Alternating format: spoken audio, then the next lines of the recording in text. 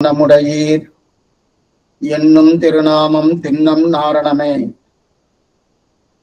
கண்ணனல்லால் தெய்வமில்லை சரணதி நிற்க வந்து மண்ணின் பாரம் நீக்குதற்கே வடமதுரை பிறந்தான்.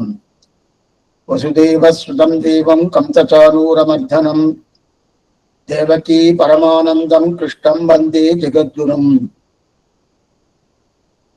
ஸ்ரீமத் பாகவதம் என்பது ஒரு புராணமாக சொல்லப்பட்டிருந்தாலும் அது நம்முடைய வாழ்க்கைக்கு முக்கியமாக பயன்படுகிறது. ஏனென்றால் இந்த லோகத்து அனுபவமும் அதே போல மேல் லோகத்து அனுபவமும் ரெண்டு அனுபவத்தையும் அந்த ஸ்ரீமத் பாகவதமே கொடுக்கிறது. இந்த லோகத்து அனுபவம் எப்படி கொடுக்கிறது? கண்ணனுடைய சேட்டிதங்கள் என்ன, குணநலன்கள் என்ன, அது மட்டும் அல்லாமல் பகவானுடைய அவதார கிரமங்கள், அந்தந்த அவதார கிரமங்களுடைய நிலைகளை நாம் அறிந்து கொள்கிறோம். இதையெல்லாம் சொல்ல சொல்ல சொல்ல நமக்கு ஒரு ஆனந்தம் பெறுகிறது. கேட்டாலும் ஆனந்தம், சொன்னாலும் ஆனந்தம், அதை பற்றி நினைத்தாலும் ஆனந்தம். அந்த ஆனந்தத்தை இந்த லோகத்திலே கொடுக்கிறது. அது மட்டுமல்ல, இந்த பகவானுடைய திருநாமங்கள் கேட்க கேட்க சொல்ல சொல்ல நம்முடைய பாவங்கள் தொலைகிறது, நம்முடைய கர்மாக்கள் தொலைகிறது. அதை தொலைய தொலைய பகவானுடைய அற்புதமான அந்த திருவடியை நமக்கு கிட்டுகிறது என்று தெரிவிக்கிறார் சுக்கராச்சாரியர். ஆச்சரியமான கிரந்தம். வியாச பகவானையே அனுகிரகிக்கப்பட்டது. சுக்கராச்சாரியர் பரீட்சித்த மகாராஜாவுக்கு 7 நாட்களிலே இந்த பாகவத மகாபுராணத்தை உபதேசித்து அந்த பரீட்சத்துக்கு நல்ல ஒரு ஞானத்தை ஏற்படுத்தி கொண்டு உஜ்ஜீவனத்துக்கு வழிகழிக்கிறார் சுக்கராச்சாரியர். அதிலே நாம் 12 ஸ்கந்தங்களாக இருந்தாலும் 10வது ஸ்கந்தத்தை அனுபவித்துக் கொண்டிருக்கிறோம். முக்கியமா கண்ணனுடைய விளையாட்டுக்கள். அந்த விளையாட்டுக்கள் எப்படிப்பட்டது? நிச்சயமே கண்ணன் பெருமான் 1,000 பிள்ளைகளோடு கோகுலத்திலிருந்து புறப்பட்டு பிருந்தாவனத்துக்கு வந்து அங்கு மாடுகன்றுகளை மேய்த்து சாயங்காலம் 4:30 மணி 5 மணிக்கு கிளம்பி மறுபடியும் 6 மணிக்கு தன்னுடைய ஊராக இருக்கக்கூடிய கோகுலத்துக்கு சென்று மேற்கொண்டு அதோடைய காரியத்தை பண்ணுவார்கள் சொல்கிறார். அதிலே ஒவ்வொரு நாளும் ஒவ்வொரு அதே இடத்துக்கு போக மாட்டார்கள். வெவ்வேறு இடத்துக்கு அவ போயிட்டே இருப்பார். அப்படி போயிட்டு இருக்கச்சே ஒரு நாள் அவ அப்படியே போயிட்டு இருக்கச்சே அன்னைக்கு யசோதை பிராட்டி என்று சொல்லக்கூடிய கண்ணன் பெருமானுடைய திருத்தாயார் அவ கொடுக்கல. பசியாறுவதற்காக உள்ள சோறு இருக்கணும் பிரசாதம், அந்த பிரசாதத்தை கொடுக்கல, இன்னும் மறந்துட்டா, கொடுக்கல. இவாளுக்கு பசியா இருக்கு. பசியா இருக்கிறபடியாலே அப்ப பகவான் என்ன பண்றார், அங்க இருக்கக்கூடிய குழந்தைகள்லாம் பார்த்து, கோபகுமாரர்கள் எல்லாம் பார்த்து, நீங்க போய் அங்க ரிஷிகள்லாம் யாகம் பண்ணிட்டு இருக்கா, அந்த யாகம் பண்ணக்கூடிய இடத்துல நான் கேட்டேன்னு சொல்லி கொள்ளுங்கோ, அவ உங்களுக்கு பிரசாதங்கள்லாம் கொடுப்பான்னு சொன்னான். இவ்வாறும் போய் கேட்டா, உங்களுக்கெல்லாம் யார் கொடுப்பா? அதெல்லாம் கொடுக்க முடியாது, நீங்களாம் யாதவ பிள்ளைகள். அது மட்டும் இல்ல, உங்களுக்கு இப்ப கொடுக்க முடியாது, சாயங்காலம் வாங்கோ, கலந்த சாதத்தை கொடுக்குறேன் அப்படின்னு ரிஷிகள்லாம் சொல்லிட்டா. பிராமண ரிஷிகள் சொல்லிட்டா. சொன்னோட மிகவும் சிரமப்பட்டு வெட்கப்பட்டு வேதனைப்பட்டு அந்த குழந்தைகள்லாம் மறுபடியும் கண்ணன்ட்ட சொல்ல. ஏன்னா மத்தியானம் வெயில், நல்ல வெயில்ல போயிருக்கா, அதனால சொல்ல. அப்ப கண்ணன் பெருமான வாழ்க்கை உபதேசம் பண்றான். பிக்ஷை எடுக்க போறச்சே சாமானிய வெட்கப்படக்கூடாது, வேதனைப்படப்படாது. இந்த வீடு இல்லைன்னா அடுத்த வீட்டுக்கு போகணும். அதைத்தான் நான் கடந்த அவதாரத்துல நான் பண்ணினேன். அதனால நீங்க அதை பத்தி கவலைப்படாதீங்க, இன்னொருத்தட்ட போய் கேளுங்க. இன்னொருத்தர்னா யாரு? ரிஷி பத்தினிகள். ரிஷி பத்தினிகிட்ட போய் கேளுங்கோ அப்படின்னு சொன்னார். சரி, ரிஷி பத்தினிகிட்ட போய் சொன்னா, விஷயத்தெல்லாம் சொன்னா.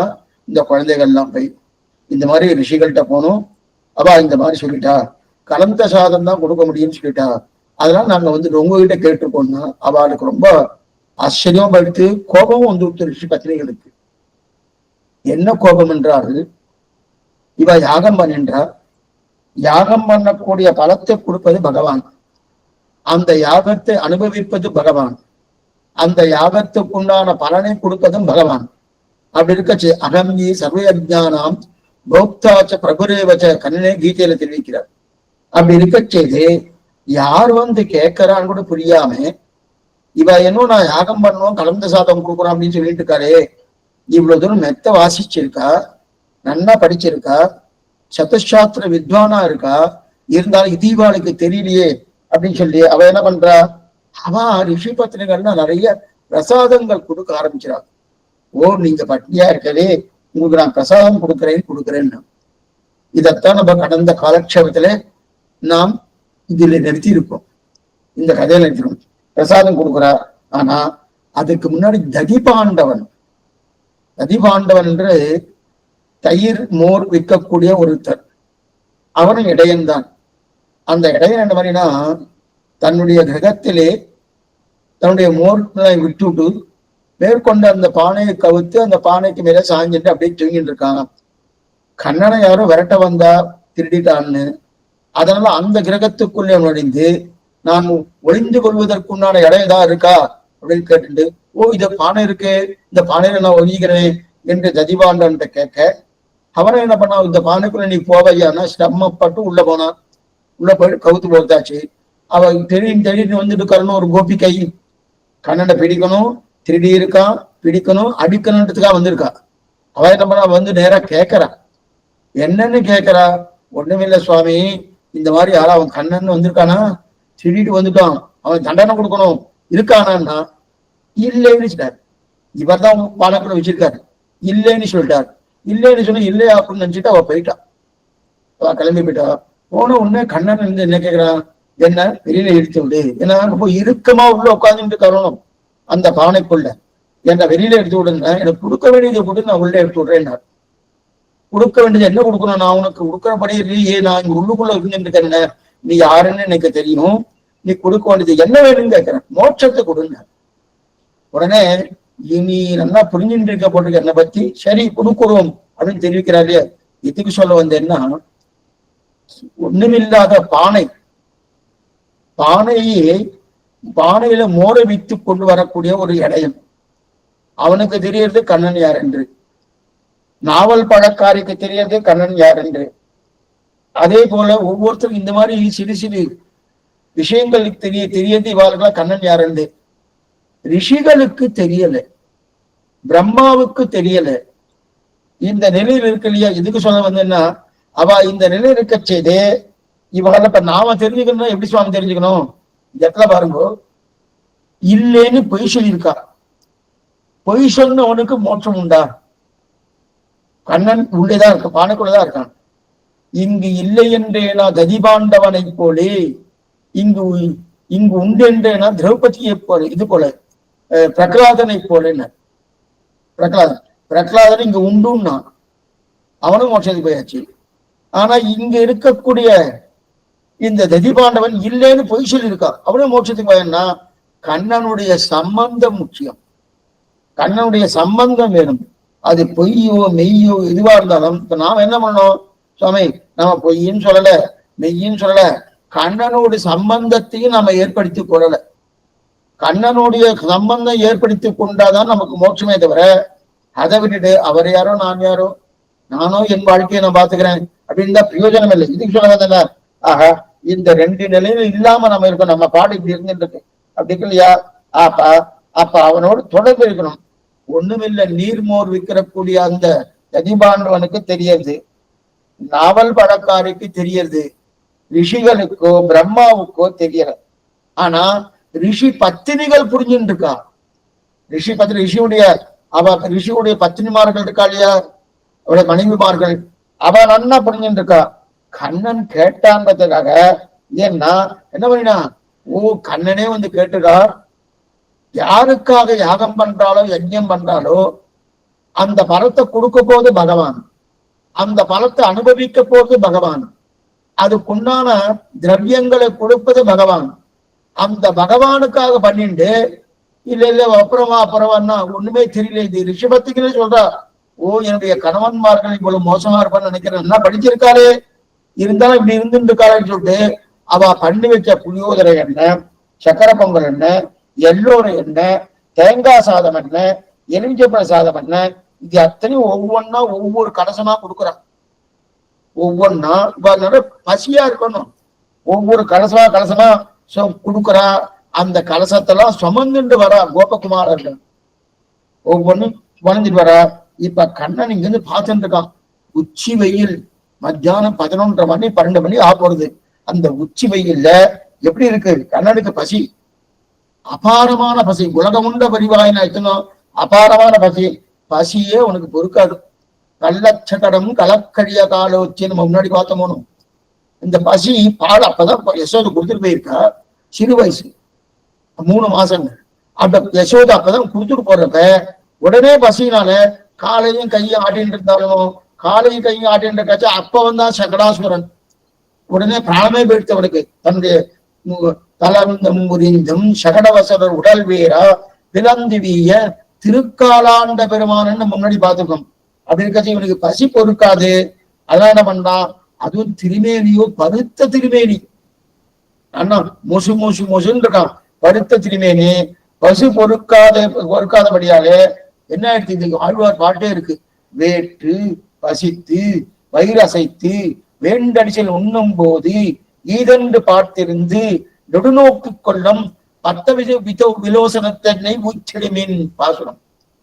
வேர்த்து பசித்து வயிறசைத்து வேண்டடிச்சல் உண்ணும் போது ஈதென்று பார்த்திருந்து நெடுநோக்கு கொள்ளும். இதான் ஜாயமானங்கி புருஷம் எம்பசேது மதுசூதனரா அங்க நிரண்டும் கொண்டு எங்கள் மேல் நோக்குதியேல். அவனுடைய கட்டாட்சம், அந்த கட்டாட்சம் பரமா.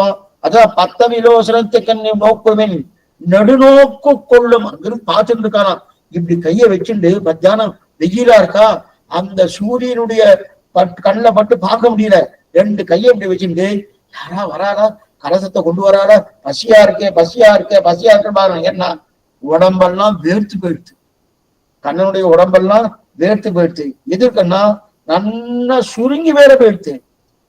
தலைமுடியெல்லாம் முன்னாடி இன்னைக்கு பசி வந்துட்டுன்னு வச்சுக்கலாம், நல்லா வேர்க்க ஆரம்பிச்சிடும். நெற்றி இருக்கு இல்லையா, இந்த நெத்திலாம் சுருங்க ஆரம்பிச்சிடும். முடியெல்லாம் முன்னாடி வர முடிச்சோம். உடம்பே ஆடுறது. சுவாமி ரொம்ப டயர்டா இருக்கு சுவாமி, என்னவோ ஒரு மயக்கமா இருக்கு. என்ன பண்ண, ஒண்ணுமே சாப்பிடல, 2 நாளா சாப்பிடல அப்படின்னு சொல்றா பாருங்க. அப்ப உடம்பெல்லாம் அதிர்றது. பேச்சு என்ன சுவாமி, பேச்சு அப்படியே சுருங்கிறது. பேச்சு வாயிலிருந்து ஒரு வார்த்தை வருதான்னா வார்த்தைகள் அவ்வளவு தூரம் பசி, அதனால ஒண்ணுமே முடியல. இப்ப இந்த கண்ணை நல்லா கவிச்சுண்டு பார்த்துட்டு இருக்காரு. யாராவது கொண்டு வராருன்னா அந்த பார்வை ரிஷி பத்தினிகள் மேலே பட்டது. அங்க நிரண்டும் கொண்டு எங்கள் மேல் நோக்குதியேல். அந்த பார்வை கண்ணனுடைய பார்வை இருக்கணும். அந்த பார்வை ரிஷி பத்தினிகள் மேல பட்டது. பட்ட உடனே அவ பாவங்கள்லாம் தொடங்கிட்டு பகவானுடைய கட்டாட்சம் பட்டா என்ன ஆகும், அதனால போய் சேவிக்கணும் சொல்லுது. பகவானுடைய கட்டாட்சம் பட்டா உடனே அந்த பாவம் தான் தொலைகிறது. துயர்ந்த உடனே அவ உயர்ந்த கதிக்கே போயிடுறா. உயர்ந்த கதிக்கே போறா இல்லையா. இதுக்கு சொல்ல வந்தேன்னா, இது அந்த ரிஷி பத்தினருக்கு நல்லா தெரியுதே தவிர ரிஷிகளுக்கு தெரியல. அப்ப இந்த ரிஷிக்கு பத்தினருக்கு நல்லா அனுகிரகிச்சிருக்காரனோ கண்ணன் பெருமான். வேர்த்து பசித்து வேண்டடிசில் உண்ணும் போது ஈதென்று பார்த்திருந்த நெடுநோக்கு கொள்ளும். அங்கிருந்து ரிஷி பத்திரிகளை பார்த்தாரனோ, அங்கிருந்து கட்டாட்சித்தாரனோ, அவளுக்கு பூர்ணமா அனுகிரகம் கிடைக்குது. அப்ப தங்களுடைய மனைவிகளுக்கு பகவானுடைய பேர் இப்படி கிடைச்சதுன்னு சொல்லிட்டு ரிஷிகள்லாம் வெட்கப்பட்டாலாம். ரிஷிகள்லாம் வெட்கப்பட்டவோ, நாம ஒண்ணுமே தெரியல, எல்லாம் தெரிஞ்சிருந்தோம் இந்த மாதிரி இழந்துட்டோமே.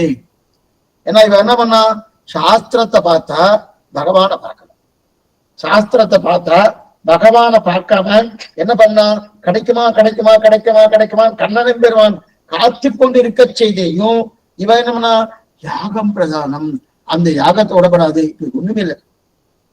நாமே சில காரியம் எல்லாம் பண்ணிட்டு இருக்கோம். ஒண்ணு பிரியத்துக்காக சொன்னேன், ஒரு மாடவீதியில் இருக்கும். ஏன்னா இந்த சரித்திரங்கள்லாம் சொன்னாதான் உங்களுக்கு ஓரளவுக்கு புரியும்.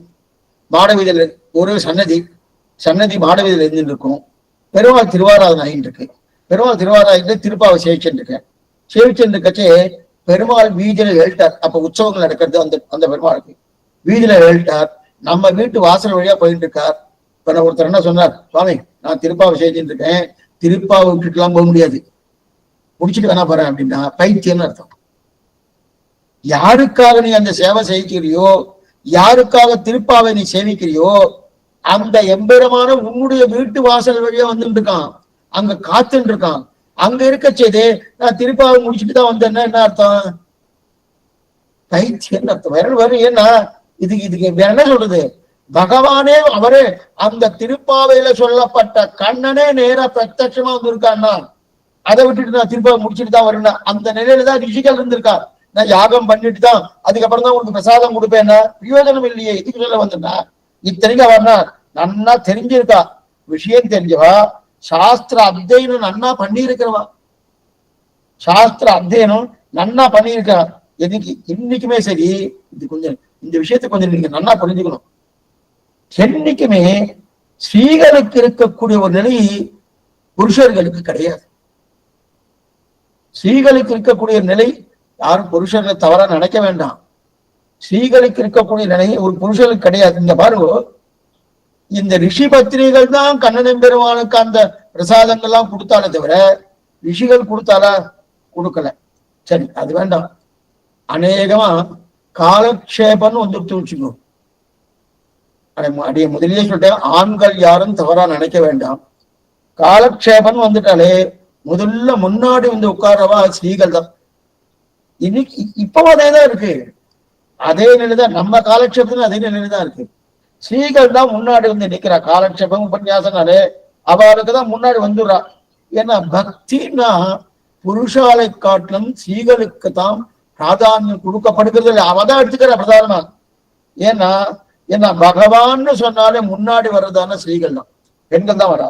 ஏன்னா இது எங்க தெரியுது, கண்ணன் வாழ்ந்த காலத்திலே இது தெரியறது. எங்கேயோ போக வேண்டாம், கண்ணன் வாழ்ந்த காலத்திலே தெரியறது. ஒண்ணு வேண்டாம். இப்ப காலேஜ் பண்ணிட்டு இருப்போம், ஏதோ அவன் கேட்டுட்டு இருக்கா வச்சுங்க, மனைவி கேட்டுட்டு இருக்கா, பாரியா கேட்டுட்டு இருக்கா, கேட்டுனா பர்த்தா அவர் ஏதோ உத்தியோகத்துக்கு போறா, இங்கேயோ போறா, ஏதோ பண்ணிட்டு இருக்கா வச்சுக்கேன்.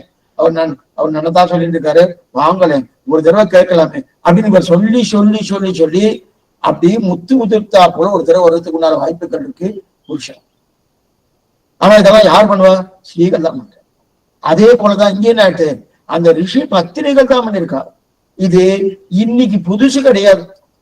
சுவாமி காலக்ஷேபம் அநேகமா நீங்க அணியனுடைய காலக்ஷேபம் தான் அணிய சொல்ல, எங்க காலக்ஷேபம் பண்ணாலும் எங்க சன்னதியா இருந்தாலும் மற்ற இடத்துல கூட்டம் துறவு அதெல்லாம் வேற விஷயம். சன்னதி ஒரு உற்சவங்கள் அந்த மாதிரி ஒரு கைங்கரியனாலே அங்க பிரதானமான ஆண்டாள் கோஷ்டி தான். புருஷால் கோஷ்டி வந்து குறைச்சலதான் இருக்கும். ஆண்டாள் கோஷ்டி ஏன்னா அவளுக்கு தான் அந்த பக்தியுடைய வேல்யூ, அதோட நிலை நன்னா புரியுது. புரிஞ்சபடியால் என்ன, போகணுமே போகணுமே, சேவிக்கணுமே சேவிக்கணுமே, இந்த நிலைக்கு வரணுமே அப்படின்னு தெரிவிக்கிறாங்க இல்லையா. இதுக்கு சொல்ல வந்தேன்னா இது கண்ணன் காலத்தில் நடந்துருத்து. ரிஷி பக்தினிகள் ரிஷிகளே இல்லைன்னா படி இதுக்கு இது சொல்ல வந்தேன்னா, சுவாமி ரிஷிகளே அப்படி இருந்துட்டாலும் சுவாமி எங்க புருஷாலன்னா நீங்க இந்த மாதிரி சொல்றேன்னா அந்த மாதிரி ஆயிடுச்சு. ஏன்னா இந்த என்ன மிதுர்ந்த சுபாவம், மிருதுவான சுபாவம்ன்றது பெண்களுக்கு இருக்கிறா போல ஆண்கள் கிடையாது. அது சாமானிய உலகத்திலே வழக்கம். இதுக்கு சொல்ல வந்தேன். அப்படிப்பட்ட நிலையில் தெரிவிக்கிறார். இதுதான் தெரிகிறார். ரிஷிகள் கூட தெரியாம இது இப்படியே தெரிஞ்சு கொண்டிருக்கு அப்படின்னு தெரிவிக்கிறார். இது ஆச்சரியமான சரித்திரம்.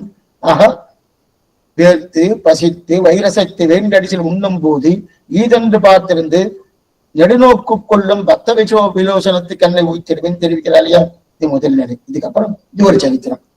அதற்கு மேல இது நம்ம என்ன தெரியுதுன்னா, பெரியவனும் மறந்து போகலாம். ரிஷிகள்லாம் பெரியவனும் மறந்து போகலாம்.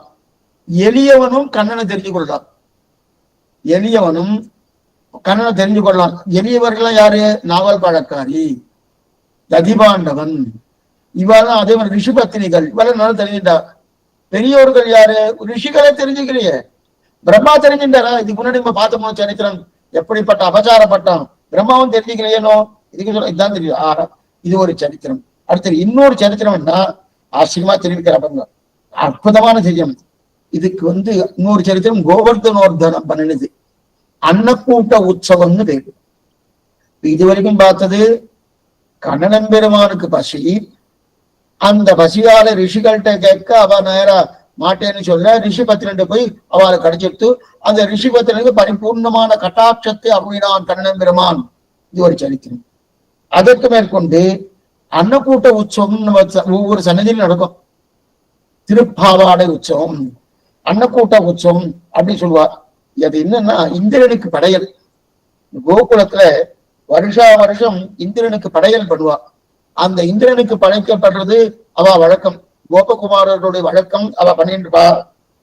படி பிரகாரம் 1108 படி, 1108 படி நன்னா சாதத்தை நன்னா கலந்து கலந்து கலந்து அதை கொண்டு போய் படையலா படைக்கக்கூடிய விழாதான் என்னது அன்னக்கூட்ட உற்சவம்.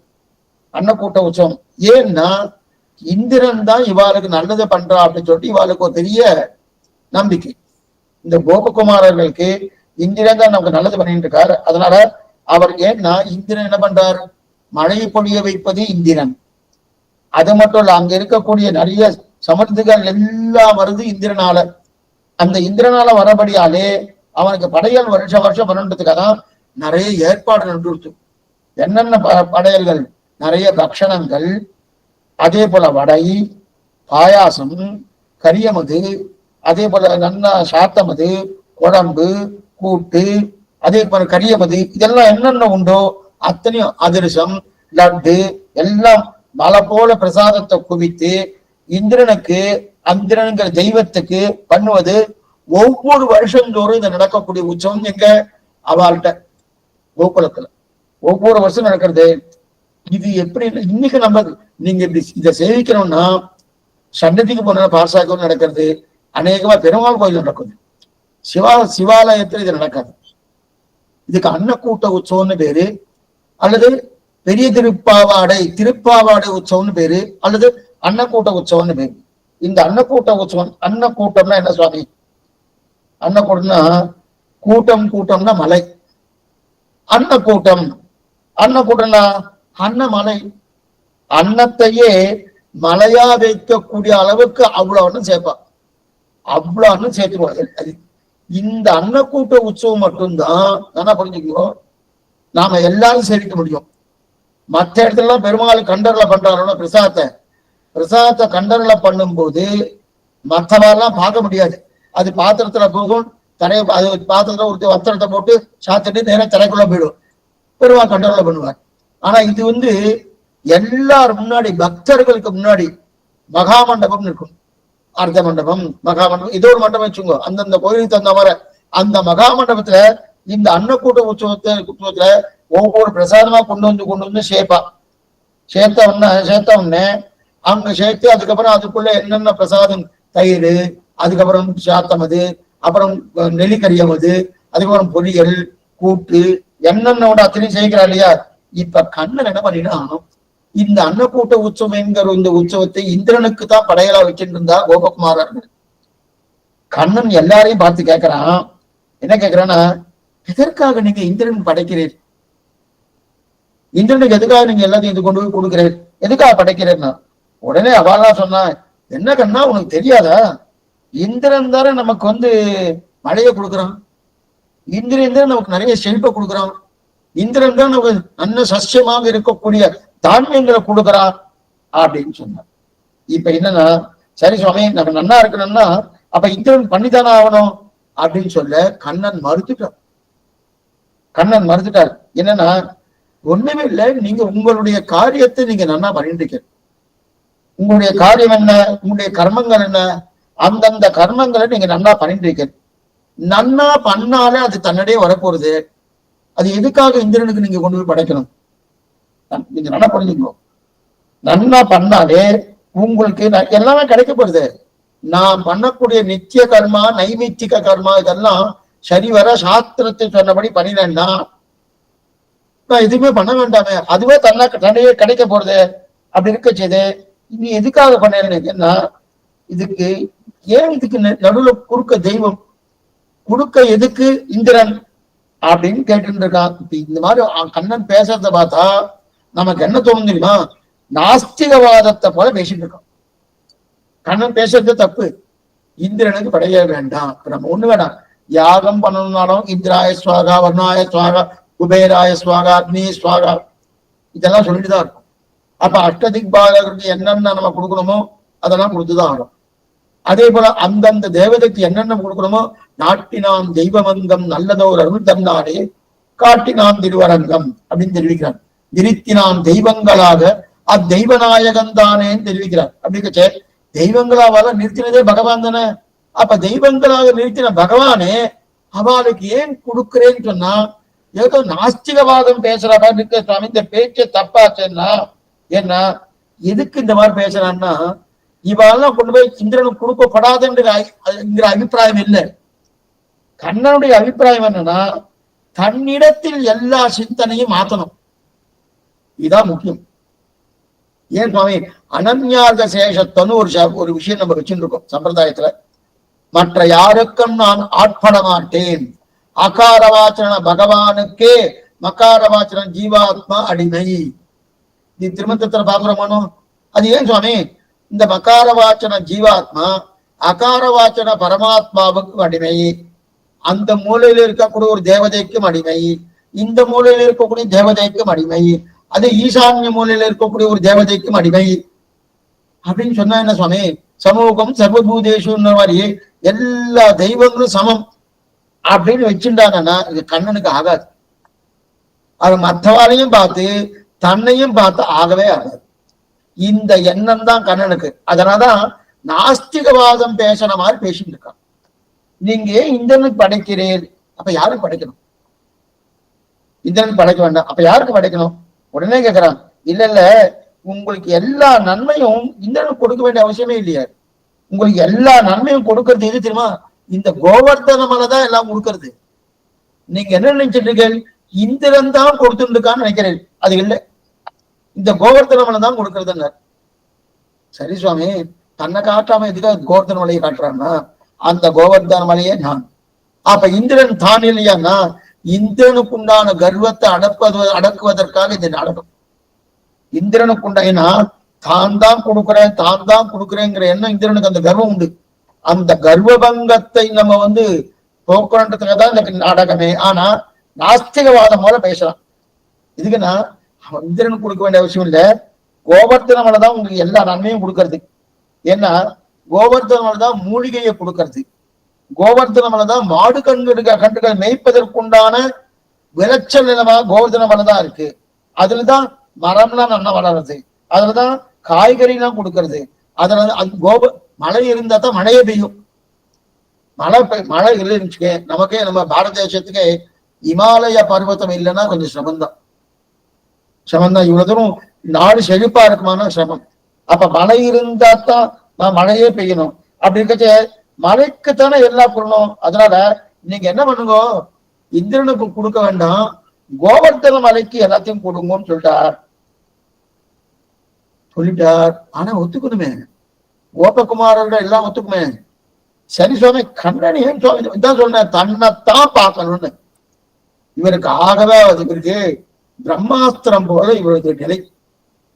தன்னையும் பார்த்து மற்றவாரையும் பார்த்தாலும் இவருக்கு ஆகவே ஆகாது. அதனால தன்னை பார்க்கணுன்றதுக்காக கோவர்த்தன மலைக்கு எல்லாத்தையும் கொடுங்கன்னு சொன்னார். சொன்ன உடனே அங்க இருக்கக்கூடிய கோபகுமாரெல்லாம் ஒத்துக்கணுமே. ஒத்துட்டாலன்னா அப்ப ரெண்டு பிரிவு வந்துட்டு, கண்ணனுக்கு கூட இருக்கக்கூடிய இளைஞர்களா இருக்கணும். அந்த கண்ணனோட ஒத்த வயசு இருக்கிறவா, கண்ணனோட கொஞ்சம் அதிகமான வயசு இருக்கவா இளைஞர்களா இருக்கா இல்லையா, அவெல்லாம் கண்ணன் சொன்னதுதான் சரி அப்படின்னு சொல்லிட்டா. ஆனா அந்த ஊர்க்காரெல்லாம் கொஞ்சம் பெரியவாளா இருக்கா இல்லையா, அவெல்லாம் என்ன சொல்லிட்டா, அது என்னமா வருஷம் நாங்க இந்திரனுக்கு தானே படைக்கிறோம், அது என்னமா நீ கண்ணா நீ சொன்ன உடனே எப்படி இந்த கோவர்த்தன மலைக்கு படைக்கிறது கிடையாது, இந்திரனுக்கு தானே படைக்கணும் அப்படின்னு சொல்லிட்டா. ரெண்டு கட்சி ஆயிடுச்சு. அங்கவே ரெண்டு கட்சி ஆயிடுச்சு. கண்ணன் சொன்னதை ஏற்றுக்கொள்கிற கட்சி ஒண்ணு வந்துட்டு, கண்ணன்களுடைய கொள்கை ஏற்றுக்கொள்ளாத கட்சி ஒண்ணு வந்துட்டு, ரெண்டு கட்சி வந்துட்டு. என்னைக்குமே இந்த மாதிரி ரெண்டு கட்சி வந்துட்டுன்னு வச்சுக்கேன், நல்ல சத்தம் போடுற கட்சி தான் ஜெயிக்கும். நம்ம லோகத்திலேயே நமக்கு என்ன பாக்குறோம், எங்கேயாவது அப்படி வாயுள்ள குழந்தை பொழிஞ்சு கொண்டு வா. ஒரு அடிக்கடி இந்த பழமொழி சொல்லுவா, வாயுள்ள குழந்தை பழுத்து கொள்ளும்னு. நல்லா வாய் நல்லா பேசினா அது பொழிச்சுக்கின்ற இல்லையா, நல்லா வாய் பேச்சு நல்லா சத்தம் போடுறா குழந்தையெல்லாம். அப்ப பெரியவாலாம் என்ன பண்ணிட்டா, சரி உங்க இஷ்டம் என்ன பண்ணிப்போ, எனக்கும் இதுக்கு சம்பந்தமே இல்லை. நான் எதுக்காக இதை சொல்லிட்டு இருக்கேன்னா, நாளைக்கு இந்திரனுக்கு கோபம் வந்து இந்திரனாலா நம் நாட்டுக்கு ஏதோ ஆபத்து வந்துட்டுனா என்ன பண்றது? இத்தனை வருஷமா இந்திரனுக்கு தானே கொடுத்துட்டு இருக்கோம். அந்த இந்திரனால ஏதாவது ஆபத்து வந்துட்டுனா என்ன பண்றது அப்படின்னு சொன்னோன்னே, அதெல்லாம் ஒண்ணும் வராது, நீங்க ஏன் அதை விளையாண்டு இருக்காரு, கோவர்த்தன மலைக்கு தான் மலை தான் நம்ம கொடுக்கறது, இந்திரன் ஒண்ணும் நம்ம கொடுக்கல அப்படின்னு இந்த குழந்தைகளா இருக்கக்கூடிய சிறியவர்களா சொன்ன உடனே இவா பேச்சுதான் எடுபட்டது. நீங்க நிறைய சத்தம் போடுறா பாருங்க, அந்த சத்தம் போடுறோட பேச்சு தான் ஜெயிச்சுது. இப்ப என்ன ஆயிடுச்சு, இப்ப வழக்கத்தை மாத்தியாச்சு.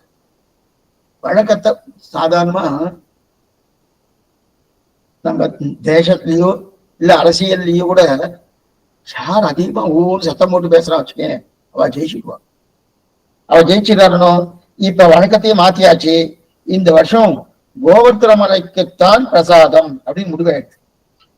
கோவர்த்தன மலைக்கு தான் பிரசாதம். ஏன்னா இத்தனை வருஷமா இந்திரனுக்குத்தான் அந்த படையல், இந்திரனுக்கு தான் அட்டுக்குவிச்சோறுன்னு பெரியாழ்வார் தெரிவிக்கிற. இதுக்குன்னு ஒரு பாசனம், கோவர்த்தனம் என்னும் கொற்றப்பொடியே.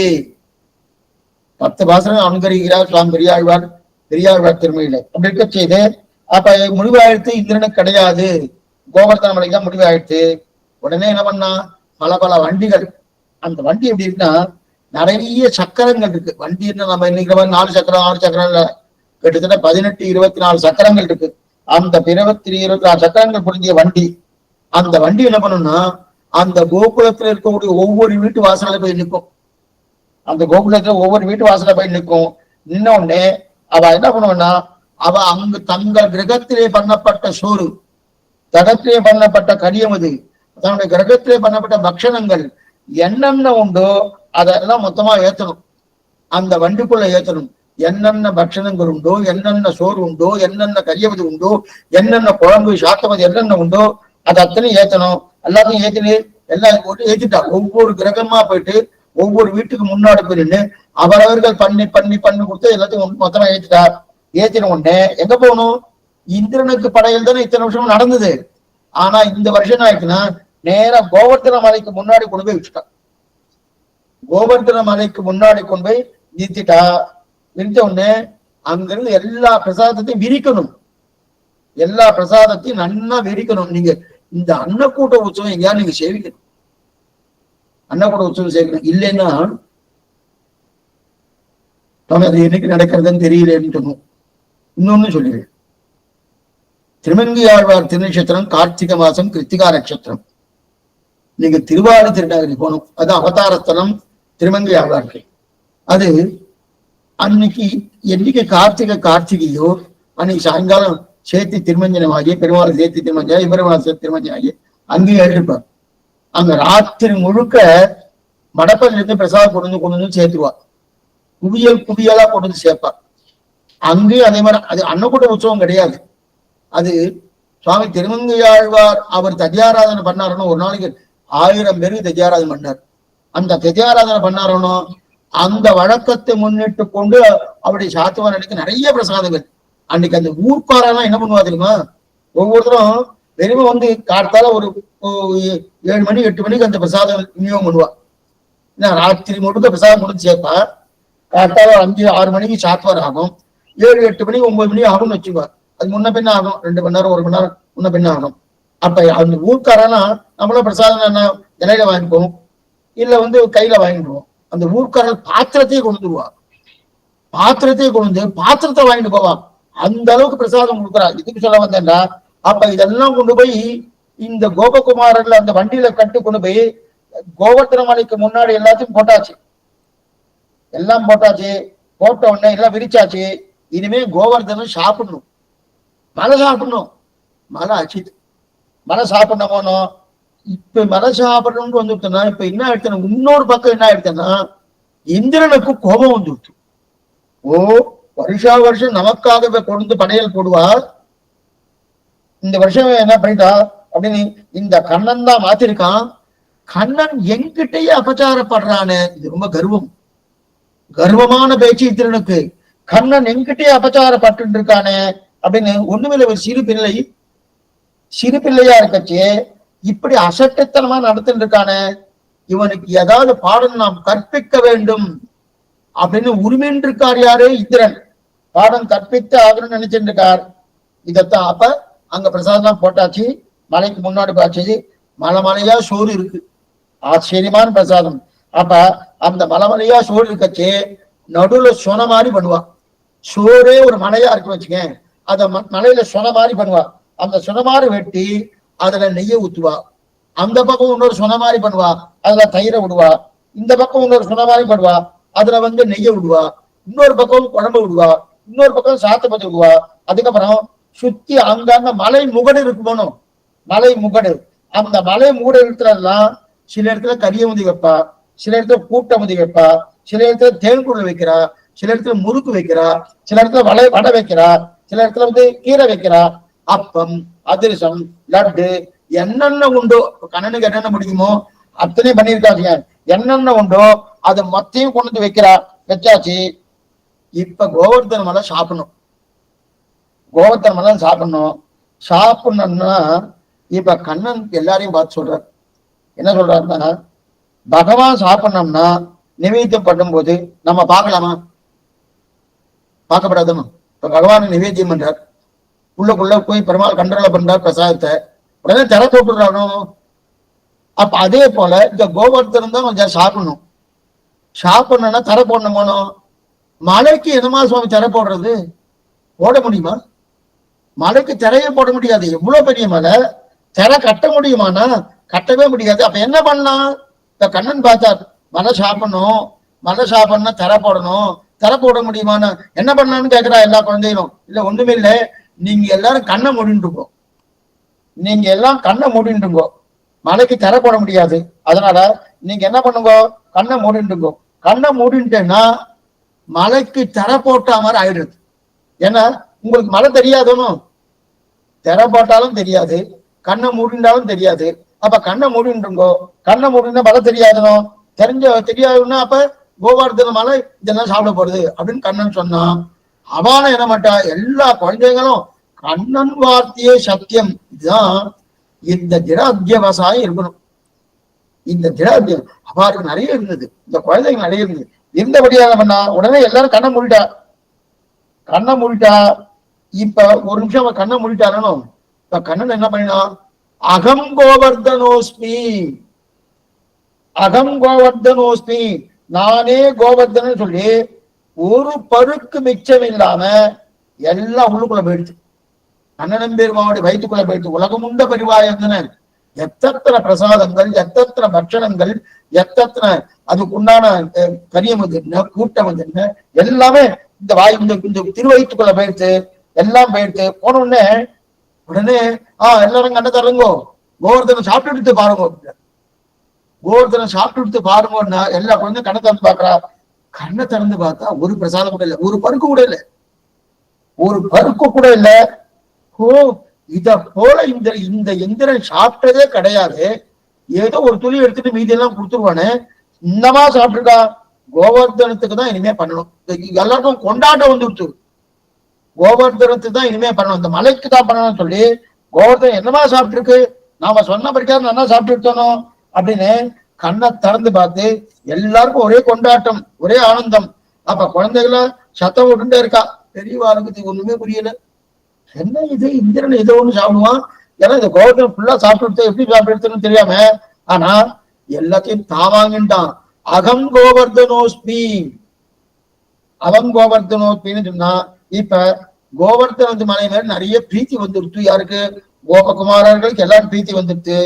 இது ஒரு பக்கம் நடந்துட்டு இருக்கு, இது ஒரு பக்கம் நடந்தது. இந்த ஆழ்வார் பாட்டு, மெய் நிறை கீழ்புக மாப்புரள சுனவானின நீர் பிரிரி பொரிய இன ஆனிரை பாடி அங்கே ஒடுங்க அப்பன் தீமழை காத்து குண்டமெடுத்தானே. ஆழியட சங்கம் வில்லுமழ பதிகம், ஆச்சரியமான பதிகம் அதை தெரிவிக்கிறாரு. அப்ப ஆகாசத்திலிருந்து இந்திரனுக்கு கோபம் வந்துட்டு, என்னமா நமக்கு கொடுக்க வேண்டிய படையல கோவர்தன் பண்ணிருக்கான் கண்ணன் அப்படின்னு சொல்லி என்ன பண்ணா, இவாளுக்கு பாடம் புகட்ட வேண்டும். என்னன்னு பாடம் புகட்டுறது? அவளுக்கு தெரிஞ்சதுலாம் என்ன, உடனே மழை வரைச்சுவா. இந்திரனாலதான் மழை வருது, மழை வரைச்சான். உடனே மேக கூட்டங்களை ஆணை எடுக்கிறான். ஒவ்வொரு மேகக்கூட பார்த்து, ஓ மேகங்களே தேவர்கள் எல்லாம் இவ பரிகாசம் பண்ணிட்டான். தேவர்கள் எல்லாம் இவ பரிகாசம் பண்ணினான். அப்படின்னா என்ன பண்றது? அதனால இவ பண்ணனால இவ அது மாதிரி நடந்துட்டாரணும். இனிமே இவாருக்கு என்ன பண்ணணும்? பாடம் புகட்ட வேண்டும். அதனால நீங்க எல்லாம் என்ன பண்ணுங்க, 7 நாட்கள் இரவு பகல் பாராமல் நன்ன மழையை கொட்டுங்க. 7 நாட்கள் இரவு பகல் பாராமல் நன்ன மழையை கொட்டுங்கோ அப்படின்னு சொல்லிட்டார். மேகங்களும் மித்திரன் நியமித்த பிரகாரம் மழை கொட்ட ஆரம்பித்து ஊரே வெள்ளக்காடாயிடுச்சு. ஒரே ஜலம், ஒரே ஜலம். மாடு கண்களால் நிற்கவே முடியல. பசுமாடு கண்ணுகள்லாம் இருக்கணும், நிற்கவே முடியல. குழந்தைகளால் நிற்க முடியல. ஒரே ஜலமாயிடுத்து. அப்படியே முட்டின்னு இருக்கு அத்தனை ஜனம். எல்லாரும் என்ன பண்ணா, கண்ணா நீ சொன்னேன்னு கோவர்தனத்துக்கு பண்ணினேன், ஆனா இப்ப இந்த மாதிரி ஆயிடுத்து, இந்த மாதிரி ஆயிடுத்து, என்ன பண்ணலாம், நீதான் எங்களை ரட்சிக்கணும் அப்படின்னு சொல்லி எல்லாம் கண்ணன் திருவுடைய படித்தா. எல்லா குழந்தையும் வந்தோடனே சரி எப்படியாவது இவளை காப்பாத்தி ஆகணும். கண்ணன் நினைக்கிறார், எப்படியாவது இவளை காப்பாத்தி ஆகணும். எல்லாரும் பிரார்த்திக்கிறார். எப்படி காப்பாத்துறது? ஆழ்வார் பாட்டு. உண்ணவானவர் கோனுக்கு ஆயர் ஒருபடுத்த அடிசை உண்டதும் வண்ணமால் மழையை எடுத்து மழை காத்ததும். உண்ணவானவர் கோனுக்கு குறவையாச்சியரோடு கொடுத்த ஆச்சரியமான அதிகம். உண்ணவானவர் கோனுக்கு ஆயர் ஒருபடுத்த அடிசல் உண்டதும் வண்ணமால் மழையை எடுத்து மழை காத்ததும். எப்படி இந்த குழந்தைகளை ரட்சிக்கிறன்னு கண்ணன் ஒரு விஷயம் யோசிச்ச உடனே இப்ப கண்ணனுடைய வார்த்தை என்ன? உங்களுக்கு எல்லா செழிப்பையும் கோவர்த்தனம் தான் கொடுக்கறதுன்னு சொன்னான். அந்த கோவர்த்தனம் தான் சாப்பிட்டுன்னு சொன்னான். இப்ப கோவர்த்தனம் வந்து நான் ரட்சிக்கணும். ஆமா, அப்ப என்ன பண்ணலாம்? நாம எல்லா விதத்திலும் உதவி போறது கோவர்த்தனம் சொல்லிட்டோம். அப்ப அந்த என்ன பண்ணா கோவர்த்தனம் தான் ரட்சிக்கணும். அப்ப அந்த கோவர்த்தன மலையே கொடையாக பிடிக்கிறார். கோவர்த்தன் மலையே என்ன பண்ணா அப்படியே திருப்பி தலைகீழாக கொடையா பிடிக்கிறான். அந்த கொடையை பிடித்து அதுல இருந்து மழையிலிருந்து குழந்தைகள் எல்லாமே ரட்சிக்கிறான் பெருமாள். அந்த கண்ணனுக்கு அப்ப வயசு 7. பெரிய கண்ணன்லாம் ஒண்ணும் இல்லை. 7 வயசு குழந்தை தான் கோவர்த்தனோர்த்தனம் பண்ணித்து. 7 வயசு. அப்ப அப்படிப்பட்ட அந்த சோலைகள் சூழ்ந்து அந்த குன்றமாக இருக்கக்கூடிய கோவர்த்தனத்தை தலைகீழா தூக்கினான். அப்படி ஒரு சிறுபிள்ளை இந்த கொடையை பிடிச்சு மழையை தடுக்குமா போல தலைகீழா பிடிச்சு தூக்கிறான். தூக்கொன்னு சோலைகள்லாம் சூழ்ந்து நிறைய இருக்கு. ஒரு சுண்டு விரல் எடுத்திருக்கான். தன்னுடைய இடது கை சுண்டு விரல் அப்படி தூக்குறான். அவலையிலையானா இது ரொம்ப சிரமமா படல. நாம ஏதாவது ஒண்ணு எடுக்கணும் வச்சுக்கேன், ஒரு 50 கிலோ வெயிட்டா ஒண்ணு இருக்கு எடுக்கணும்னா அப்படியே எல்லாத்தையும் சரிப்படுத்திட்டு 2 கையை கொடுத்து ரொம்ப சிரமப்பட்டு தூக்கு. தங்கா தூக்குடா, பார்சாந்தி தூக்கு அப்படின்னு சொல்லி அவன் பேர சொல்லி தூக்குவோமனோ. கண்ணன் என்ன சொல்லுவான்னா, அவலையிலை ஒண்ணுமே இல்லை. இந்த பக்கம் ஒரு சின்ன ஒரு துண்டு இருந்துதான், அந்த துண்டு எடுனா அதான் சிரமப்படுவாள, ஒண்ணுமே பண்ண மாட்டானோ. அந்த சிரமப்படாத போல உடனே அந்த அளவுக்கு அவலையிலையா தூக்கினானோ. அவளையா தூக்கிறான். இந்த காரியம் சொன்னா, வெப்பை ஒன்றெடுத்து ஒர்க்கமின்றியே நிற்கும் அம்மாந்தேன் கற்பன் வைகளே. ஆச்சரியமான பாசம். வெப்பை ஒன்றெடுத்து ஒர்க்கமின்றியே நிற்கும் அம்மாந்தே கற்பன் வைகளே அப்படின்னா, இப்ப இந்திரனவன் கல்மாறு பொழிகிறான். 7 ராத்திரி 7 பகல்கள் அந்த கல்மாறு பொழிஞ்சிட்டு கட்சி. இதுதான் இப்ப கோவர்த்தனோத்தரம் பண்ண ஆண்டாள் பாட்டே இருக்கு. கன்று குனிலாய் எரிந்தாய் கடல் போற்றி, குன்று குடையாய் எடுத்தாய் குணம் போற்றி. குன்று குடையாய் எடுத்தாய் குணம் போற்றி. அந்த கொண்டத்தையே குடையாக தூக்கி பிடித்தானோ. அதான் தெரிவிக்கிறான் இல்லையா. 7 நாட்கள் இரவு பகல் இல்லாமல் மழை பெய்யுது. எல்லா குழந்தைகளும் இந்த கொடைக்குள்ள வந்துட்டா. எல்லா குழந்தைகளும் இந்த கோவர்த்தனோர்த்த மலையை கொடையா பிடித்தானோ. அந்த கொடைக்குள்ள பசுமாடுகள் என்ன, அதே போல குழந்தைகள் என்ன, எல்லாம் அதுக்குள்ள வந்துட்டா. மேல்நீரை கீழ்புகா மாப்புரல சுனவானினரில் பிரிவை சொலைக இன ஆனிரபாடி அங்கே ஒடுங்க அப்பன் தீமழை காத்து குண்ட விடுத்தானே. அப்ப கோவர்த்தன மலையை தலைகீழா தூக்குற உடனே அதுல நிறைய புத்துகள் இருக்கும், பாம்புகள் இருக்கும், பொந்து நிறைய இருக்கணும். அந்த பொந்துக்குள்ள இருக்கக்கூடிய பாம்புகள்லாம் மேல வெளியே வந்துட்டு. ஏன்னா மலை இப்படி இருக்கு வச்சுக்க, அதை தலைகீழா திருப்பினபடியாலே எல்லாம் வந்துட்டு அங்க மாடுகள் மேய்ச்சிருந்தது, குதிரைகள் மேய்ச்சி கொண்டிருந்தது, எல்லாம் தடான்னு எல்லாம் கீழே வருது. அது மட்டும் இல்ல, அதுல நிறைய அருவிகள்லாம் இருக்குமோ. இன்னைக்கு நீங்க கோவர்தன மலைக்கு போய் செவிக்கலாம்.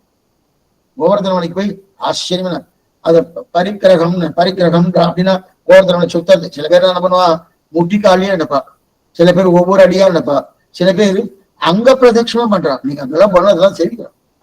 இதுக்கு அங்க பிரதட்சணம் பண்றா இல்லையா? அப்ப அந்த அந்த கோவர்தன மலையில நிறைய நீர்வீழ்ச்சியா இருக்கணும்னா அதெல்லாம் அப்படியே கீழ் வந்து பீரிட்டுன்னு வருதான். அந்த அந்த நீர்வீழ்ச்சி தண்ணீர் என்ன, ஆடு மாடு பசுகன்றுகள் என்ன, அங்க இருக்கிற பாம்புகள் என்ன, மற்றும் உண்டான ஜந்துக்கள் என்ன, எல்லாம் திரும்பி அப்படியே பீரிட்டு வருது. கண்ணை பார்த்தா அனைத்து ஆணையர்களும் உள்ளே எல்லாம் உள்ள வந்துட்டு இவெல்லாம் பயப்படுறதுக்கு முன்னாடியே கண்ணன் அதை ரட்சிச்சுட்டான். யாரெல்லாம் பயப்படுத்த முடியும்? கோபகுமாரர்கள், அந்த பெரியோர்கள்னா ஓ என்ன போறதோ நினைச்சிட்டு தானோ உடனே ரட்சிச்சுட்டானோ. அப்ப அதன் பிறகு என்ன ஆச்சு, இந்திரனுக்கு 7 நாள் பண்ணோன்னு கர்வம் அடைஞ்சது.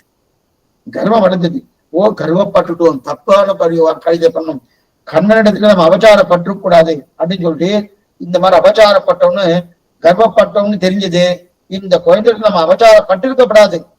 நேரம் அங்கிருந்து கீழே வந்தான், கண்ணனுடைய திருவடியில வணங்கி அவனை இனிமே நான் கர்வப்படமாட்டேன் என்ற வார்த்தையை கொடுத்து, அப்ப கண்ணனுக்கு கோவிந்த பட்டாபிஷேகமா அப்ப இவன் தான் பண்றான், இந்திரன் தான் பண்றான்.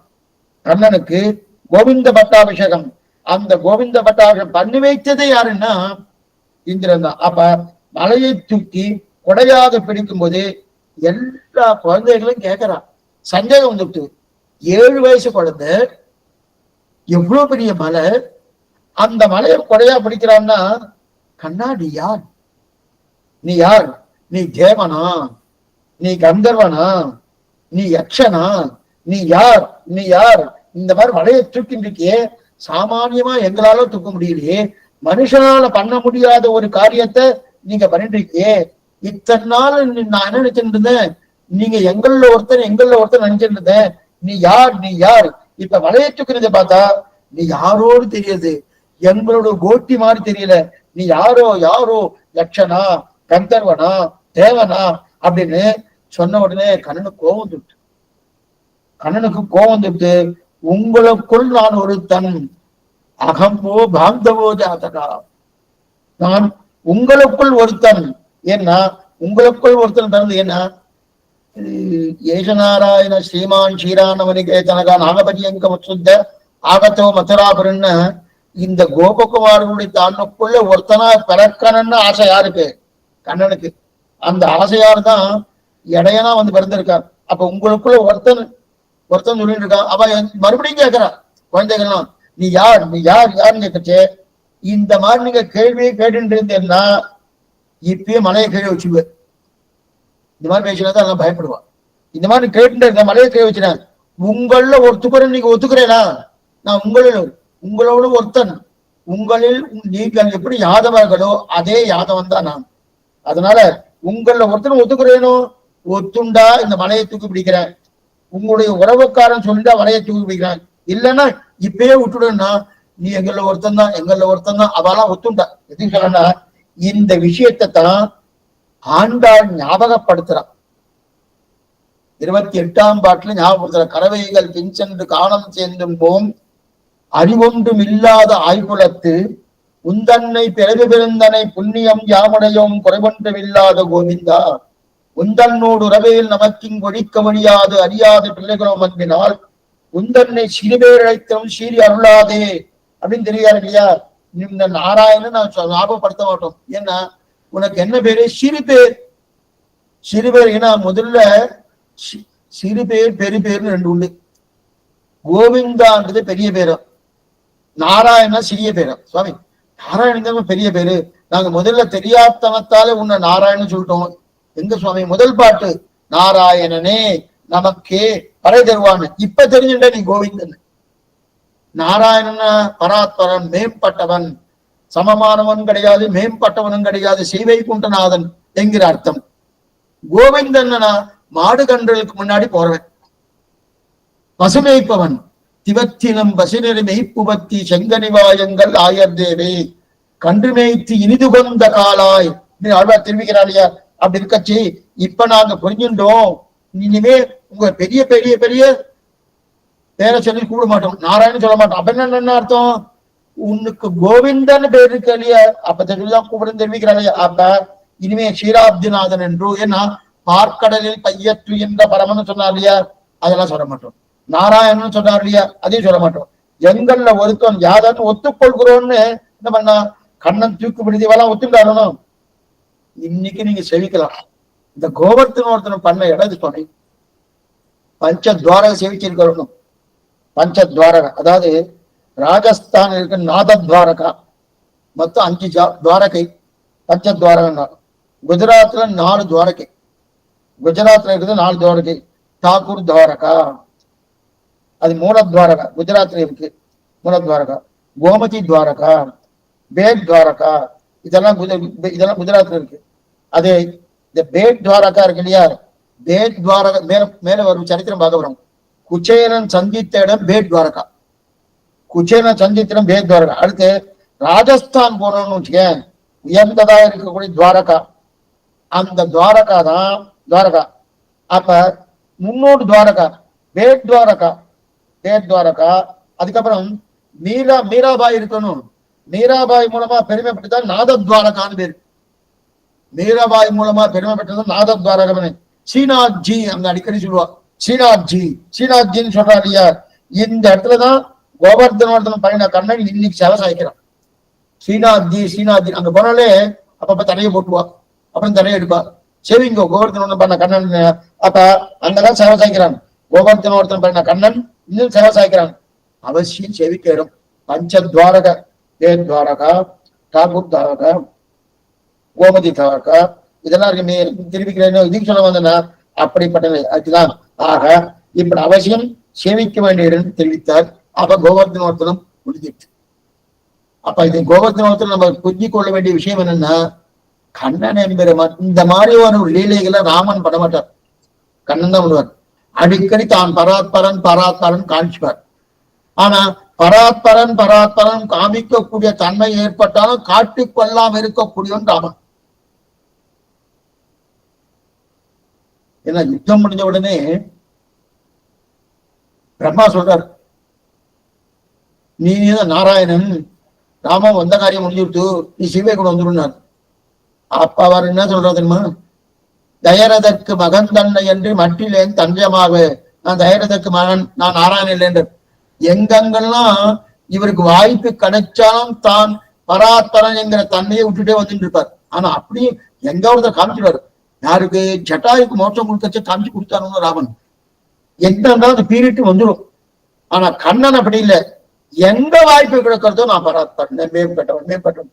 அங்கங்க 7 விஸ்வரூபம் கிடைக்கும் கிருஷ்ணாவதாரத்துல, ஒரு விஸ்வரூபம் கூட கிடையாது ராமாவதாரத்துல.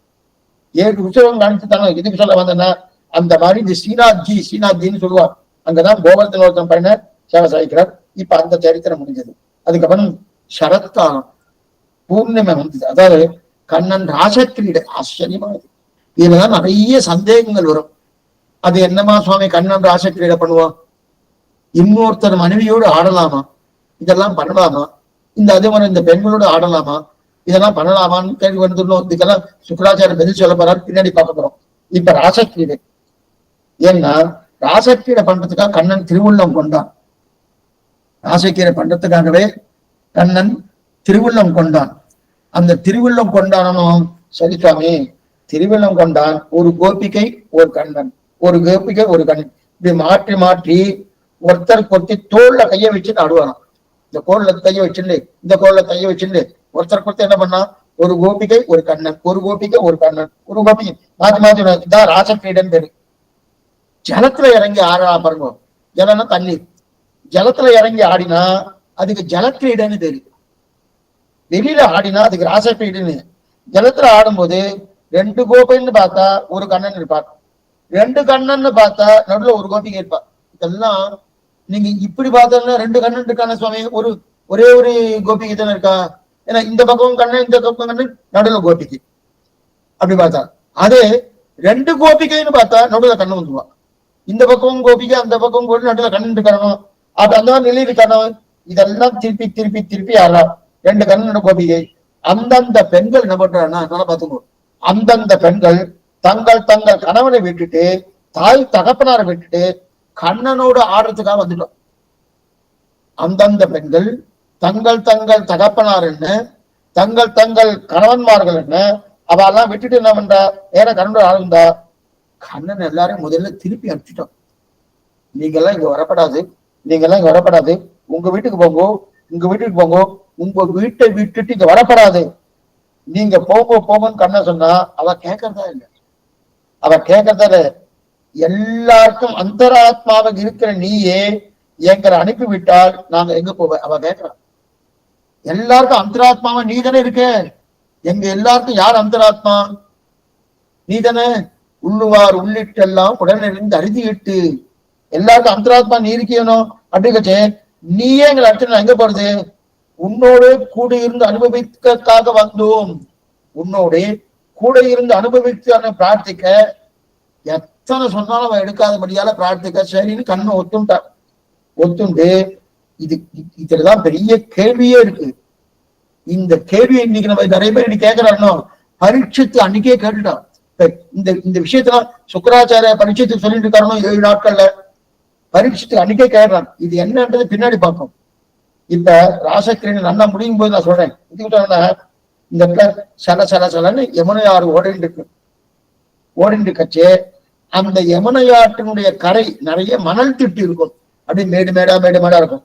அந்த மணல் திட்டு அதை தேர்ந்தெடுத்துட்டு அந்த இரவு அங்க ராசக்கிழிவு பண்றதுக்காக ஒரு வட்ட வடித்துல நின்றுப்பாலாம். மணல் திட்டு எடுத்துப்பா யமுனை ஆத்தங்கரையில. அந்த மணல் திட்டு எடுத்துட்டு அந்த மணல் திட்டுக்கு மேல அப்படி வட்ட வடித்துல நிற்பா. நின்றுட்டு ராசக்கிரை பண்றது நின்று இருக்கச்சே ஒரு கோபிகை ஒரு கண்ணன், ஒரு கோபிகை ஒரு கண்ணன், ஒரு கோபிகை ஒரு கண்ணன் அப்படின்னு இந்த மாதிரி மாறி மாறி மாறி ஆடிண்டே இருக்கலாம். இப்ப ஆட்டம் தொடங்கிட்டு ஆட்டம் தொடங்கிட்டு நன்னா 1/2 மணி நேரம் ஆடியாச்சு, 1 மணி நேரம் ஆடியாச்சு, ஆடிண்டே இருக்கா. ஆடிண்டே இருக்கச்சே கோபிகைக்கெல்லாம் ஒரு மதம் வந்துட்டான், மதம் பிடிச்சி மாதிரி ஆயிடுத்தான்.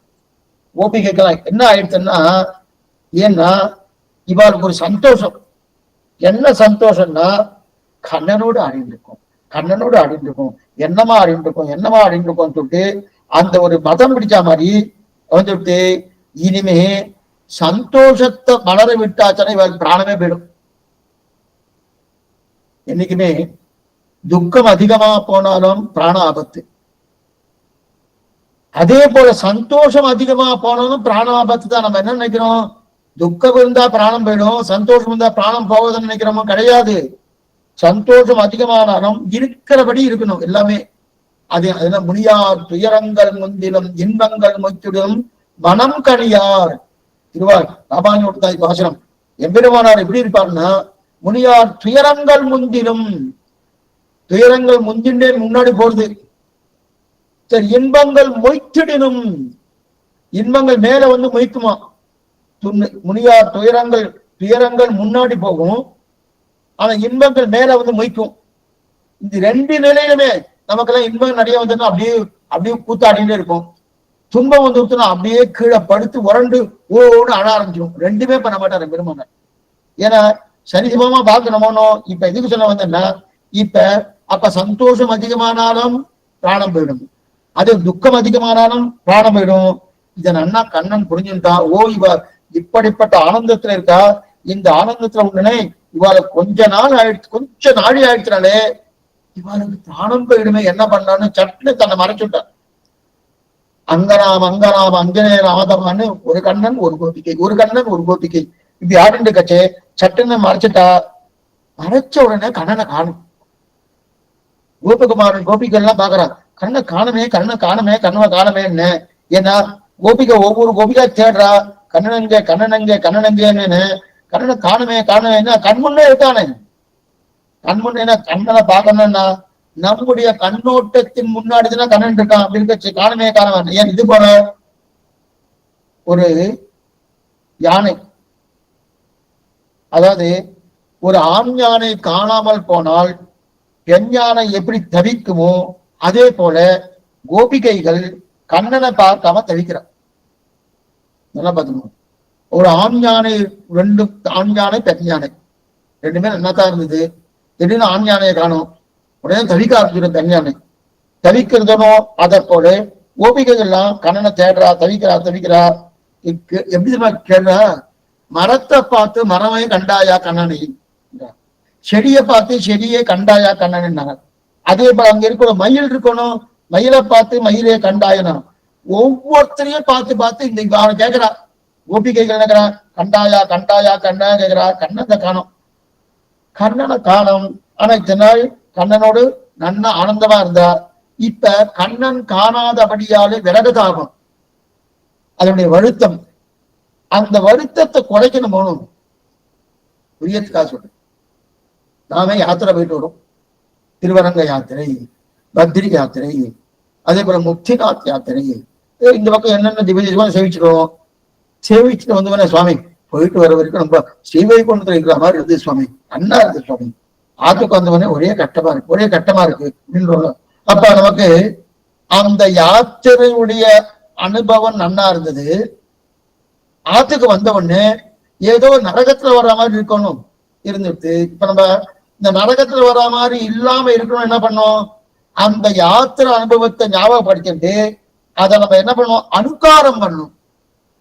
அப்ப அதை ஞாபகப்படுத்திட்டா வச்சுக்கன்னு, ஞாபகப்படுத்திட்டு அங்க அந்த பெருமாளை சேவிக்கச்சு அவர் இப்படி இருந்தாரு, அந்த தீர்த்தம் வாங்கச்சு சுவாமி அர்ச்சக சுவாமி நல்லா சிரிச்சுட்டே கொடுத்தாரு, ஷட்டாரி ஆகச்சு என்னமோ ஒரு தடவைக்கு 2 தடவையா கொடுத்தாரு, பிரசாதம் ஒரு தடவைக்கு 2 தடவையா கொடுத்தாரு.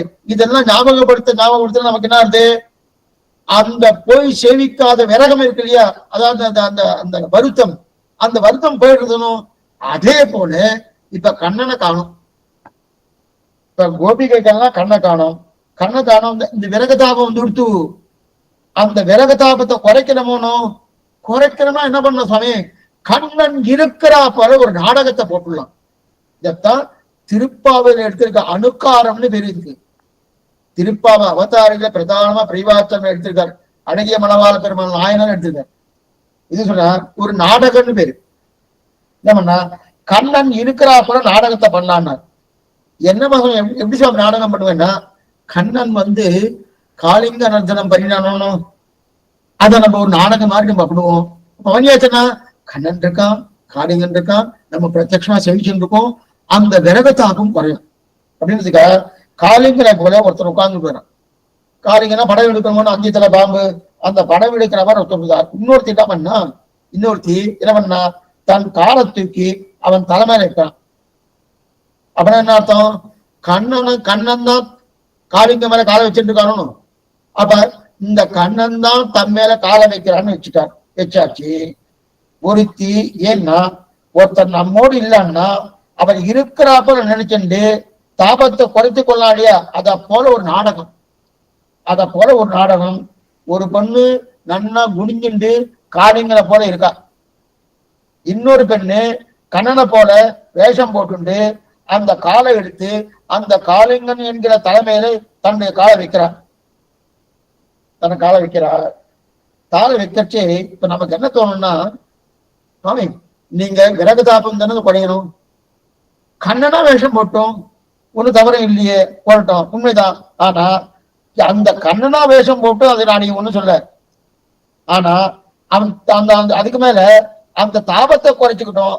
அந்த காளிகனை போல தீயவந்தன காளிகன் அவனை போல ஒருத்தர் இருப்பாரான்னா, என்ன பாருங்க, காளிங்கனை போல ஒருத்தர் இருப்பாரான்னா கண்ணனை விட்டு பிரிந்த ஆற்றாமையால வேஷம் போட்டு கொண்டது இருக்கு இல்லையா, அந்த ஆற்றாமை, அதாவது அந்த ஆற்றாமை என்ன அர்த்தம், அது விறகுதானம், அதை தனித்து கொள்ளணும். இப்ப காளிங்கனா ஒருத்தர் இருந்தாச்சுன்னா, ஏன் அவ காளிங்கனா போடுறான்னா, நான் தான் கண்ணனா வருவேன், நீ தான் காளிங்கனா அவ சொல்லுவான்னா சொல்ல மாட்டான். ஏன்னா இவ காளிங்கனா இருக்காச்சு. இப்ப கண்ணனாவும் ஒரு கோபிகை தானே கண்ணனா வேஷம் போட்டிருக்கா, காளிங்கனாவும் ஒரு கோபிகை தானே காளிங்கனா வேஷம் போட்டிருக்கா. இப்ப காளிங்கனா வேஷம் போட்டு அந்த கோபிகை என்ன நினைக்கிறான்னா, ஓ கண்ணன் திருவடியை மேல படப்போகுது, ஏன்னா கண்ணனா ஒத்தி போட்டு இருக்காருன்னு இவ என்ன நினைச்சா, கண்ணன் நினைச்சுட்டா, அவளை கண்ணன் திருவடியை மேல படப்போறது, என் மேல படப்போறது அப்படின்னு நினைச்சிட்டு அவ குனிஞ்சு காளிங்கனா இருக்கா.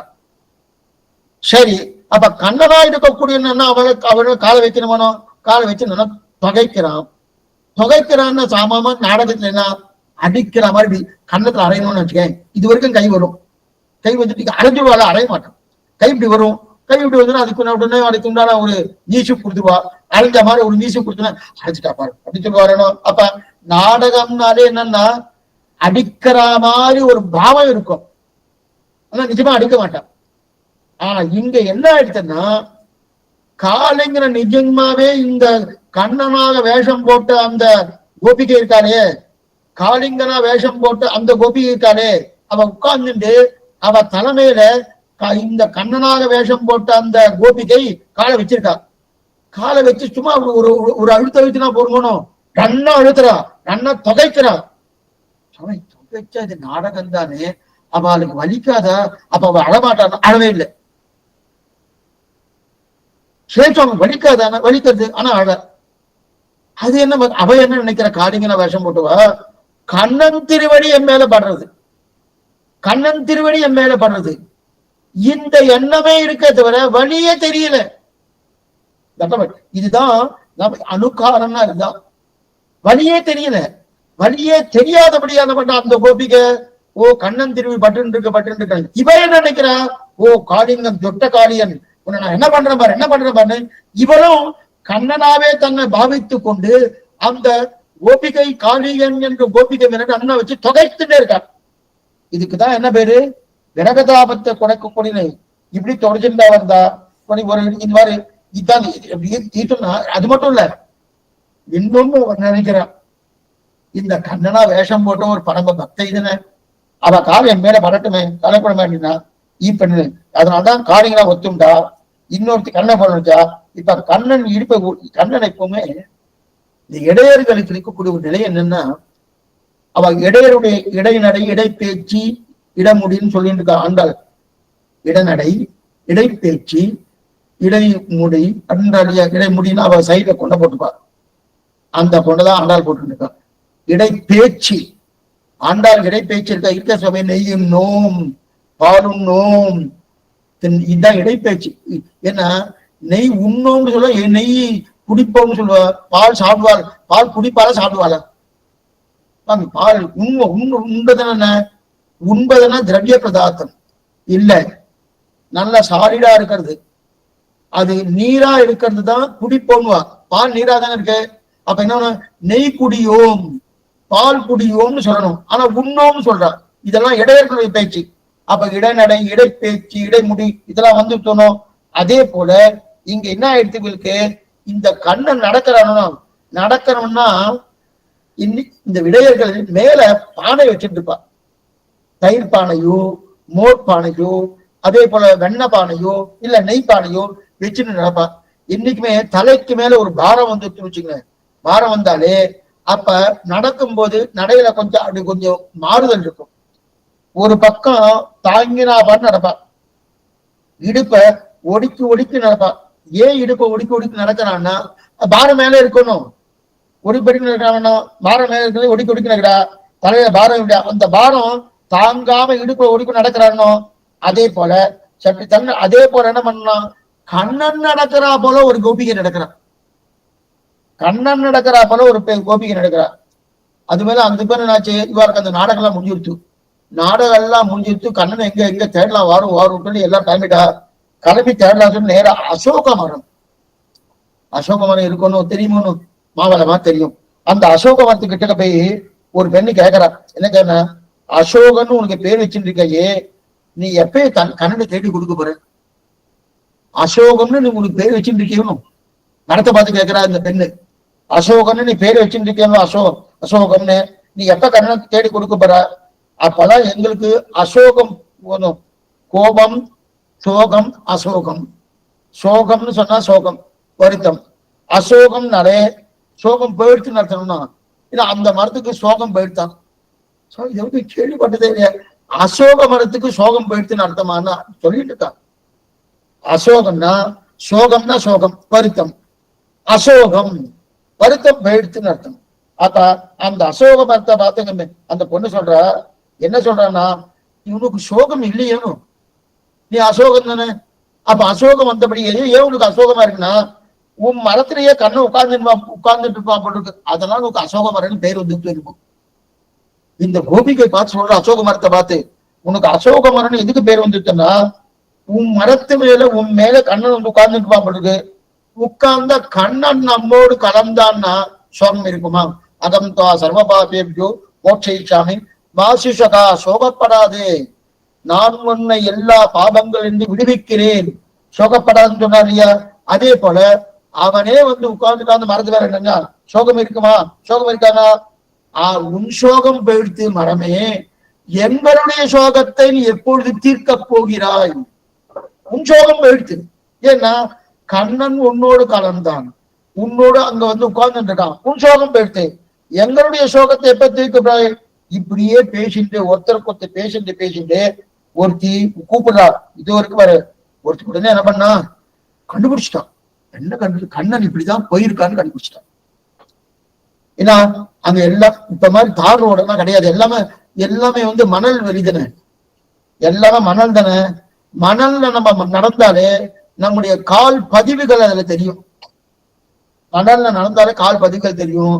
அங்கிருந்து ஒரு கோபிகை என்ன பண்ணா கண்டுபிடிச்சிட்டா, ஓ அங்க பார் 4 கால் பதிவு இருக்கு, அத 2 கால் கண்ணனு, இன்னொரு 2 கால் யாரோ ஒரு கோபிக்கு போயிருக்கா போட்டுருக்கு, ஒரு பெண் நம்ம போட்டில இருக்கிற ஒரு பெண்ணையே கண்ணன் அழிச்சுட்டு போயிட்டா போட்டுருக்குன்னு கண்டுபிடிச்சிட்டா கோபிகை எல்லாம். கண்டுபிடிச்சிட்டு அந்த காலுடைய அடையாளங்கள் பதிவு இருக்கணும், அந்த பதிவு எங்க போயிட்டு இருக்கோ அதுக்கு பின்னாடியே போறான், அதுக்கு பின்னாடியே ஒருத்தரும் போயிட்டு இருக்கா. அந்த பதிவு இருக்கிற இடத்துல ஒவ்வொரு கோபிகை எல்லாம் போயிட்டு இருக்கா. போயிட்டு இருக்கச்சே போயிட்டு இருக்கச்சே கொஞ்ச தூரம் போனான். கொஞ்ச தூரம் போன உடனே அந்த காலுடைய பதிவு என்ன ஆயிடுச்சுன்னா, 4 கால் பதிவு இருக்கணும், 4 கால் பதிவு வந்து 2 கால் பதிவு ஆயிடுச்சு. 4 கால் பதிவா தெரியல. கொஞ்ச தூரம் போன 2 திருவடி பதிவு ஏற்பட்டது. அது மட்டும் இல்ல, அந்த 2 திருவடி பதிவு எப்படி இருக்குன்னா, கொஞ்சம் அந்த 2 திருவடி பதிவு கொஞ்சம் அழுத்தமாவே இருக்கு. இதுக்கு முன்னாடி 4 திருவடி பதிவு, அந்த பதிவு அது அழுத்தமா இல்ல, சாமான்யமா இருந்தது. இப்ப அதுல 2 காணும், மிச்சம் 2 திருவடி தான் இருக்கு. அந்த 2 திருவடி பழகும் என்ன ஆயிடுச்சுன்னா, அப்ப என்ன ஆயிடுச்சது, இன்னும் கொஞ்சம் அழுத்தமா இருக்கு, இன்னும் கொஞ்சம் அழுத்தமா இருக்கு. ஒரு கோபிக்கை சொல்றா, இல்ல இப்பதான் தெரியுது, அந்த கோபிக்கை இன்னொரு கோபிக்கை இவ பேசிட்டு போச்சு, ஒருத்தருக்கு வந்து பேசிட்டு போச்சு. அப்ப ஒண்ணு வேண்டாம், நமக்கே இந்த மாதிரி போயிட்டு இருக்காளேன்னு இவாளுக்கு என்ன ஆயிடுச்சுன்னா, என்னை விட்டுட்டு போயிட்டானே கண்ணன், என்ன அந்த கோபிக்கை விட்டு போயிட்டானே, என்னை விட்டுட்டு போயிட்டானே, அவளையும் விட்டுட்டு போயிருந்தா நல்லா இருந்திருக்குமே. சாமானியம் நினைப்போமோ, நம்ம அப்படித்தான் நினைப்போம். என்ன சுவாமி அந்த பொண்ணை மட்டும் விட்டு போயிட்டா, நம்மளை விட்டுட்டு போயிட்டா நினைக்கிறோமோ. சாமான்யமா நமக்கு நம்ம மாத்திரம் கரண்ட் போயிடுச்சுன்னு வச்சுக்கோங்க.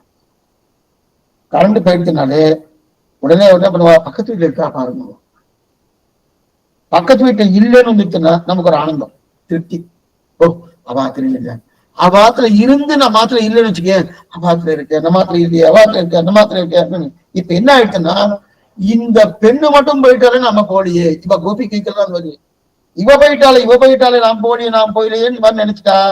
அப்ப ஒரு பெண்ணை மட்டும் கண்ணன் அழிச்சுன்னு போயிட்டான்னு ஆச்சுமா, என்னமோ கண்ணனுக்கு அவனுக்கு விருப்பம் போல் இருக்கு அப்படின்னு நினைச்சிட்டு அப்படின்னு போயிட்டே இருக்க. கால் சுவடி நல்லா தெரியுது, கால் சுவடி நல்லா தெரியும். கொஞ்சம் தூரம் போனா அந்த சுவடி போயிடுது, அந்த பதிவு போயிடுது. அதன் பிறகு பக்கத்துல இருக்கிற பெண்ணு சொல்றா, ஓ பதிவே காணமே, 1 மைல் தாண்ட பதிவே காணவேன்னா. ஆனா கண்ணனுடைய பால் சுவடி என்னன்னா இன்னும் அழுத்தமா தெரியுது. என்னமோ நடந்திருக்கு, கண்டுபிடிக்கிறது கிட்டக்க போறா. கிட்டக்க போனே இன்னும் போயிட்டே இருக்கச்சு, கொஞ்சம் தூரம் போன ஒரு பெண்ணு உட்கார்ந்து அழுதுன்னு இருக்கா. ஒரு பொண்ணு மட்டும் உட்கார்ந்துட்டு ஒன்று அழுதுன்னு இருக்கா. அழுதுன்னு நேரம் அவ கிட்டக்க போனா. அவ கிட்டக்க போயின்னா எடுத்து கேட்கறா, என்ன ஆச்சு ஏதாச்சுன்னு கேட்கறா. ஆனா அதுக்கு முன்னாடி விஷயத்த சொல்லிடுறேன். ஏன் கால் பதிவு இன்னும் அழுத்தமா இருக்குன்னா, இந்த பெண்ணுக்கு ஆசை கண்ணனோட. இந்த பெண்ணு தானே கண்ணன் அழிச்சுட்டு போயிருக்கான், ஆசை கண்ணனோட. நம்மளை மட்டும்தான் அழிச்சுட்டு போயிருக்கான், மற்ற பேரெல்லாம் விட்டுட்டு போயிட்டோம். இதெல்லாம் ஒரு அகங்காரம் இருக்கும், இவ்வளவு அகங்காரம் இருக்கணும். அந்த அகங்காரம் அதிகமா போயிடுத்து எல்லாரையும் கண்ணன் விட்டான். என்னதான் அழிச்சுட்டு போறான், நம்ம மட்டும் தான் அழிச்சுட்டு போறான். இந்த அகங்காரம் வந்து எடுத்தணும். அந்த அகங்காரம் வந்தபடியாலே கண்ணனிடத்துல வணக்கத்தோடு இருந்தா பரவாயில்ல, கண்ணன் நம்மேட பிரேமமா இருந்தா பரவாயில்ல, அதை விட்டு அகங்காரம் வந்துட்டணும். அகங்காரம் வந்த உடனே அந்த அகங்காரம் என்ன பண்ணிட்டு, கண்ணா இனிமே என்னால நடக்க முடியாது, என்னையும் தூக்கிட்டு போன்னு சொல்லிட்டு அந்த அந்த கோபிக்கு என்ன பண்ணிட்டு, என்னையும் தூக்கிட்டு போய் வண்டியில வச்சுட்டு போ அப்படின்னு சொல்லிட்டு, கண்ணன் பார்த்தாங்க பண்றது வேற வழி கிடையாது, அவளை கூட்டு வந்த என்ன அவனையும் தூக்கி நடந்தான். அவளையும் தூக்கி நடந்தபடியாலே கண்ணனுடைய திருவடி பதிவு அந்த சுவடு அழுத்தமா போயிடுது. முதல்ல 4 திருவடிகள் அழுத்தமா இல்ல சாமானியமா இருந்தது. அப்புறம் கொஞ்ச தூரம் போனோம்னா அழுத்தமானதுக்கு என்ன காரணம்னா, நான் நடக்க முடியாது, நீதான் தூக்கிண்டு போறணும் அந்த கோபிகை சொல்ல, அந்த கோபிகையும் தூக்கிண்டு தான் நடந்தணும். என்னைக்குமே நம்முடைய உடம்புல பாரம் ஏதாவது வந்து வச்சுக்க, உடனே அந்த வெயிட்டு அந்த நம்ம காலில் படுமோம்னோ அந்த பாலில் பட்ட பண்ணி என்ன ஆயிடுச்சு, உடனே அது வந்து நல்லா அழிந்து போயிடுச்சு. அப்ப நமக்காகத்தான் இத்தனை பண்ணிருக்கான்னு ஒரு கர்வம் இவருக்கு வந்துட்டு, உடனே கண்ணன் சொல்றாங்க, இனிமே நடக்க முடியாது, எனக்கு தூக்கி தோல்ல போட்டு மூக்கோல போயிட்டு இருக்கா. கண்ணனும் அந்த பெண்ணை தூக்கி போயிட்டு இருக்கச்சு, அந்த பெண்ணுடைய காலடி காணும். அதனால்தான் சரி கண்ணன் அடிப்படுத்திட்டு தோல்லில் போயிட்டு இருக்கச்சு 2 சுவடு காணும். 2 சுவடு தான். யாரோ உட்கார்ந்து அழுது கொண்டு இருக்கக்கூடிய சுவடு தெரியாது. அந்த பொண்ணு உட்கார்ந்து அழுதுட்டு இருக்கா. எல்லா பெண்களும் என்ன பண்ணா, நேரம் அவள்கிட்ட வந்தா. அவள்கிட்ட வந்து என்ன பெண்ணே ஏன் அழறன்னு கேட்டா. ஏன் அழன்னு கேட்டா. இவாள் அழுதுன்னு இருக்கா, கண்ணனை காலமே இவாள் அழுதுன்னு இருக்கா. ஆனா கண்ணனை தோல்ல தூக்கிட்டு போனாரோனோ, இப்ப அந்த பொண்ணு தனியா விட்டுட்டு போயிட்டா, அவன் அழுதுட்டு இருக்கா. ஏன் அழறன்னு கேட்கிறா. அப்ப இவாளை பார்த்து சொல்றா அந்த பொண்ணு, உங்க தேவையே பரவாயில்ல, அழறதுக்காக கோட்டி இருக்கு. ஏன்னா இன்னைக்குமே துக்கமா இருந்தாலும் சந்தோஷமா இருந்தாலும் கோட்டி இருக்கணும். அந்த சந்தோஷத்தையோ துக்கத்தையோ பகிர்ந்து கொள்ளணும். துக்கம் அதிகம் தான் பகிர்ந்து கொண்டா இது பாரம் குறைஞ்ச ஒண்ணும் பண்ண போறது இல்லை, பாரம் குறைஞ்சா போல இருக்கும். இப்ப இந்த பெண்ணு என்ன சொல்றேன்னா, நீங்களா தேவையில்ல, கண்ணை உங்களை விட்டுட்டு போயிட்டான்னு நீங்க ஒருத்தருக்கு துக்கத்தை பகிர்ந்து கொள்வதோட கோட்டியா இருக்கேன், நான் தனியா இருக்கேன், என் பாடு இன்னும் கட்டம், என் பாடு இன்னும். ஏன்னா அடைச்சு எல்லாரும் சேர்த்து அணைச்சுன்னு அழலாம், சேர்த்து அழைச்சுன்னு அழலாம். அழகிறதுக்காக 10 பேர் இருக்கணுமோ, அதுவாது நீங்க உங்களுக்கு இருக்கா, எனக்கு யாருமே இல்லையே என்ன தனியா விட்டுட்டு போயிட்டானா என்ன ஆயிடுச்சுன்னு இந்த பெண்கள்லாம் கேட்கறான். எந்த பத இந்த பெண்கள்லாம், ஏ பெண்ணே என்ன ஆயிடுச்சுன்னு கேட்கிறா. அப்ப அந்த பெண்ணு சொல்லலாம், ராசக்கிரன் நடந்துதான் இவனும் மற்றங்கறில அங்கிருந்து திடீர்னு கண்ணை மறைஞ்சிட்டானு, மறைஞ்ச உடனே நான் மட்டும் கண்ணனை அப்படியே பிடிச்சிருந்தேன், நேர கிடுகிடுன்னு என்ன மாத்திரம் ஆயிடுச்சுன்னு இருந்தான். ஆயிடுச்சுன்னு வந்து கிட்டத்தட்ட 1 மைல் தூரம் போன உடனே எனக்கு ஓ கண்ணன் தான் என்ன பண்ணிருக்கான், அவெல்லாம் கூப்பிடன்னு ஒரு கிரமம் வந்துட்டு, கிரமம் வந்தபடியாலே என்னால் நடக்க முடியாது, என்னை தோலை தூக்கிட்டு போன்னு அந்த கர்வத்தால நான் பேசினேன். கண்ணனும் தூக்கிட்டு போனான். தூக்கிட்டு போன உடனே கொஞ்ச தூரம் போனான். கொஞ்ச தூரம் போன உடனே கீழே விட்டுட்டு அங்க புஷ்பம் இருக்கு, அந்த புஷ்பத்தை பறிச்சு என்னுடைய தலையில சூட்டு விடுன்னு சொன்னேன். இந்த கோபிக்கு சொல்றேன், மற்ற கோபிகைகளுக்கு அந்த புஷ்பம் இருக்கணும், அந்த பூங்கொத்தை என்னுடைய தலையில சூட்டு விடுன்னு சொன்னேன். சரீர கண்ணன் என்ன பண்ணா, என்னை இறக்கினா, நேரம் அங்க பூங்கொத்துக்கிட்டு போனா, அந்த பூங்கொத்தை பறிச்சா, என்னுடைய தலையில வைக்கணுமானோ எங்கிட்ட கொடுத்தான். நீ என்ன எங்கிட்ட கொடுக்குற, நீ தான் என் தலையில வைக்கணும் அப்படின்னு சொன்னா. அப்பன்னா நீ குனியணுமே, நான் தலையில வைக்கணும்னா நீ குனியணுமேன்னு சொன்னா.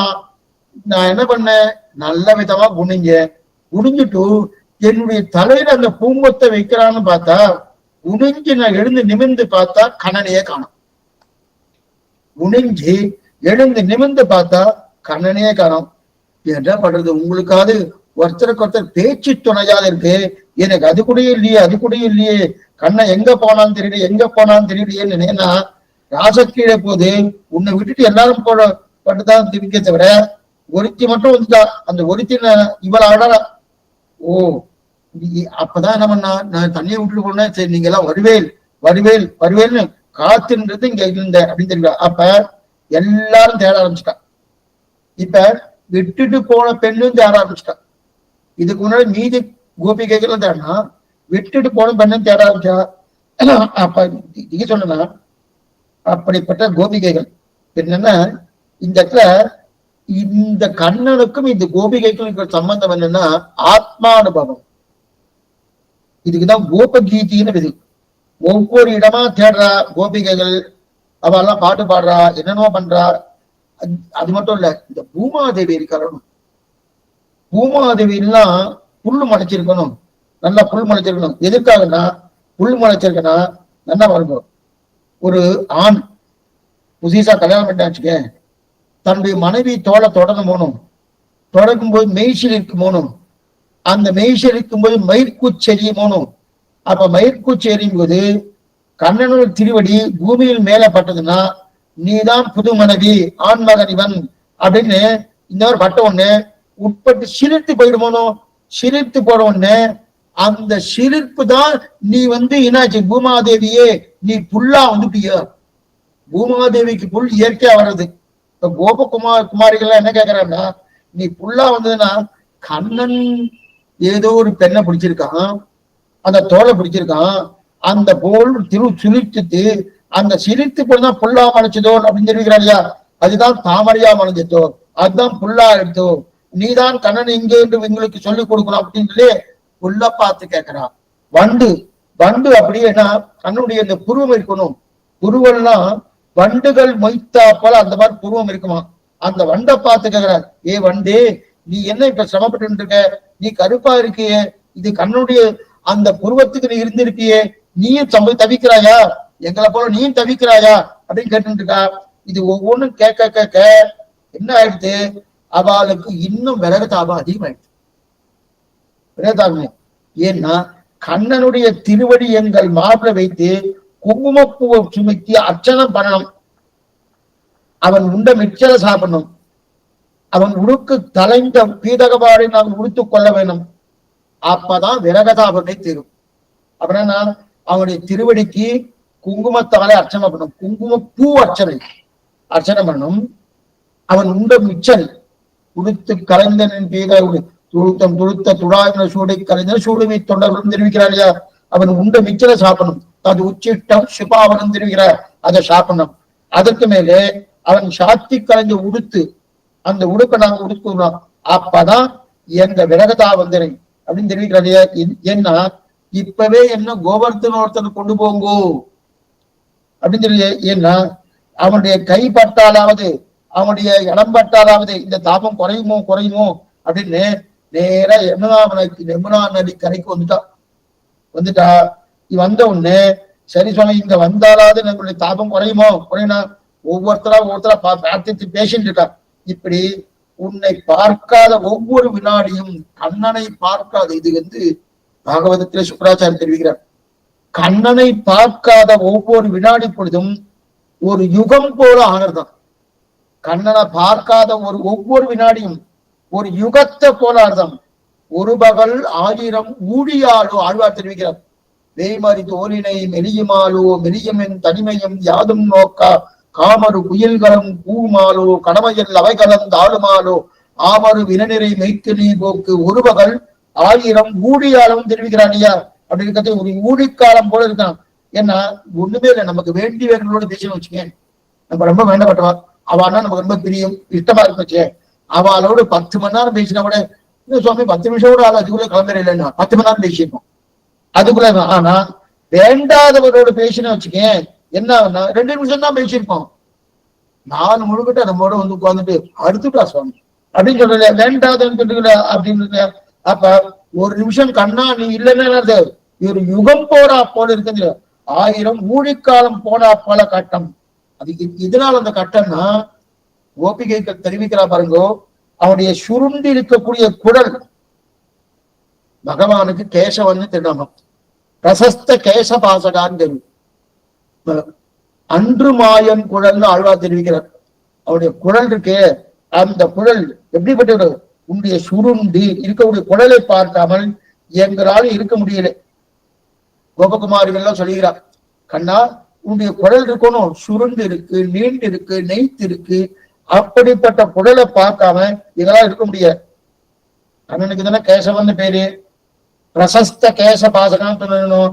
நீண்டு இருக்கும், சுருண்டி இருக்கும், நெருங்கி இருக்கும், நல்ல வெண்ணெய் பூசி இருக்கும், நிகுநிகுன்னு இருக்கும், கருப்பு வர்ணத்தோடு இருக்கும். இதெல்லாம் அந்த குழலுக்கு உண்டான. இந்த கருப்பு வர்ணம் எப்படின்னா அமாவாசை அன்னைக்கு ஒரு கருப்பு இருக்கணும். அந்த கருப்பெல்லாம் ஒண்ணுமே கருப்பே இல்லை. அதே போல அந்த கருப்பை எடுத்துடணும். அமாவாசை கருப்பு, அந்த கருப்பை எடுத்து நல்லா பட்டை தீட்டணும். யந்திரத்துல கொடுத்து பட்டை தீட்டணும். நல்லா இன்னும் கருப்பு வந்துடும். அதுல இருக்க வெளுப்பெல்லாட்டி இன்னும் கருப்பு வந்துடும். மறுபடியும் பட்டை தீட்டணும், இன்னும் கருப்பு வந்துருமோனும். இப்ப அந்த கருப்பை எடுத்து பகவானுடைய திருக்குறள் இருக்கணும், அந்த கருப்போடு ஒத்துட்டு பார்க்கச்சே, ஆமா இது வெளுப்பா இருக்கு சுவாமி, கருணைய திரும்பி என் திருக்குறள் கருப்பா இருக்குன்னா, கருப்புன்னா கருப்பு இல்ல, கருப்பு, அத்தனை கருப்பு. இதுதான் திருவெங்கையாழ்வார் தெரிவிக்கிறார். மைவண்ணன் அரும் குஞ்சி குழல் பின் தாழ மகரம் சே கொழை இருபாடு இறங்கியாட எய்வண்ண வெஞ்சிலையே துணையாயின்றே இங்கே வந்தாய் என் முன்னே இருவராய் வந்தாய் என் முன்னே தான் தெரிவிக்கிறார். அத்தனை கருப்பு. ஏன்னா கண்ணன் குண்டலம் சாத்தின்னு இருக்கார். குண்டலம் சாத்தின்னு எதுக்கு தெரியுமா குண்டலம் சாத்தின்னு இருக்காரு? கண்ணனுடைய திருமுக மண்டலம் கருப்பு. அவர் கண்ணன் என்னும் கருந்தெய்வம் தெரிவிக்கிறார் ஆழ்வார். அப்படி இருக்கச்சே கண்ணன் குண்டலம் சாத்தின்னு இருக்கார். ஏன் குண்டலம் சாத்தின்னு இருக்காருன்னா அவருடைய முகமும் கருப்பு, தலைமுடியும் கருப்பு. ரெண்டுத்துக்கு வித்தியாசம் தெரியுமா? முகம் தலை வித்தியாசம் தெரியணும் இல்லையா? இப்ப தரிசிக்க வந்தவாருக்கு இது விளக்கு. அப்ப விளக்கு மாதிரி தெரியணுமானோ சுவாமி? இப்ப நம்ம மூலஸ்தானம்லாம் போன சில திவ்ய தேசம் போனா உள்ளுக்குள்ள எலக்ட்ரிசிட்டியே இருக்காது, போடப்படாது. வெறும் நெய் விளக்கோ எண்ணெய் விளக்கோ தான் இருக்கணும். ஆனா அந்த விளக்கு கூட முணுக்குன்னு எரியும். பெருமாள் திரும்ப முன்னே சேவையாகாது. அப்ப என்ன பண்ணுவாருன்னா அர்ச்சக சுவாமி ஒரு கை விளக்கு ஒண்ணு வச்சுருப்பாரு. சேவிங்கோ திருப்பி கோண்டலம் சேவிங்கோ, திருவடி அதுவரி திருநெத்தி சேவிங்கோ அப்படின்னு தெரிவிக்கிறார் இல்லையா? அந்த மாதிரி ஒரு விளக்கு எடுத்து பிடிக்கணுமோன்னு கண்ணனுடைய முகமே கருப்பு, அதே போல அவனுக்கு திருமுடியும் கருப்பு.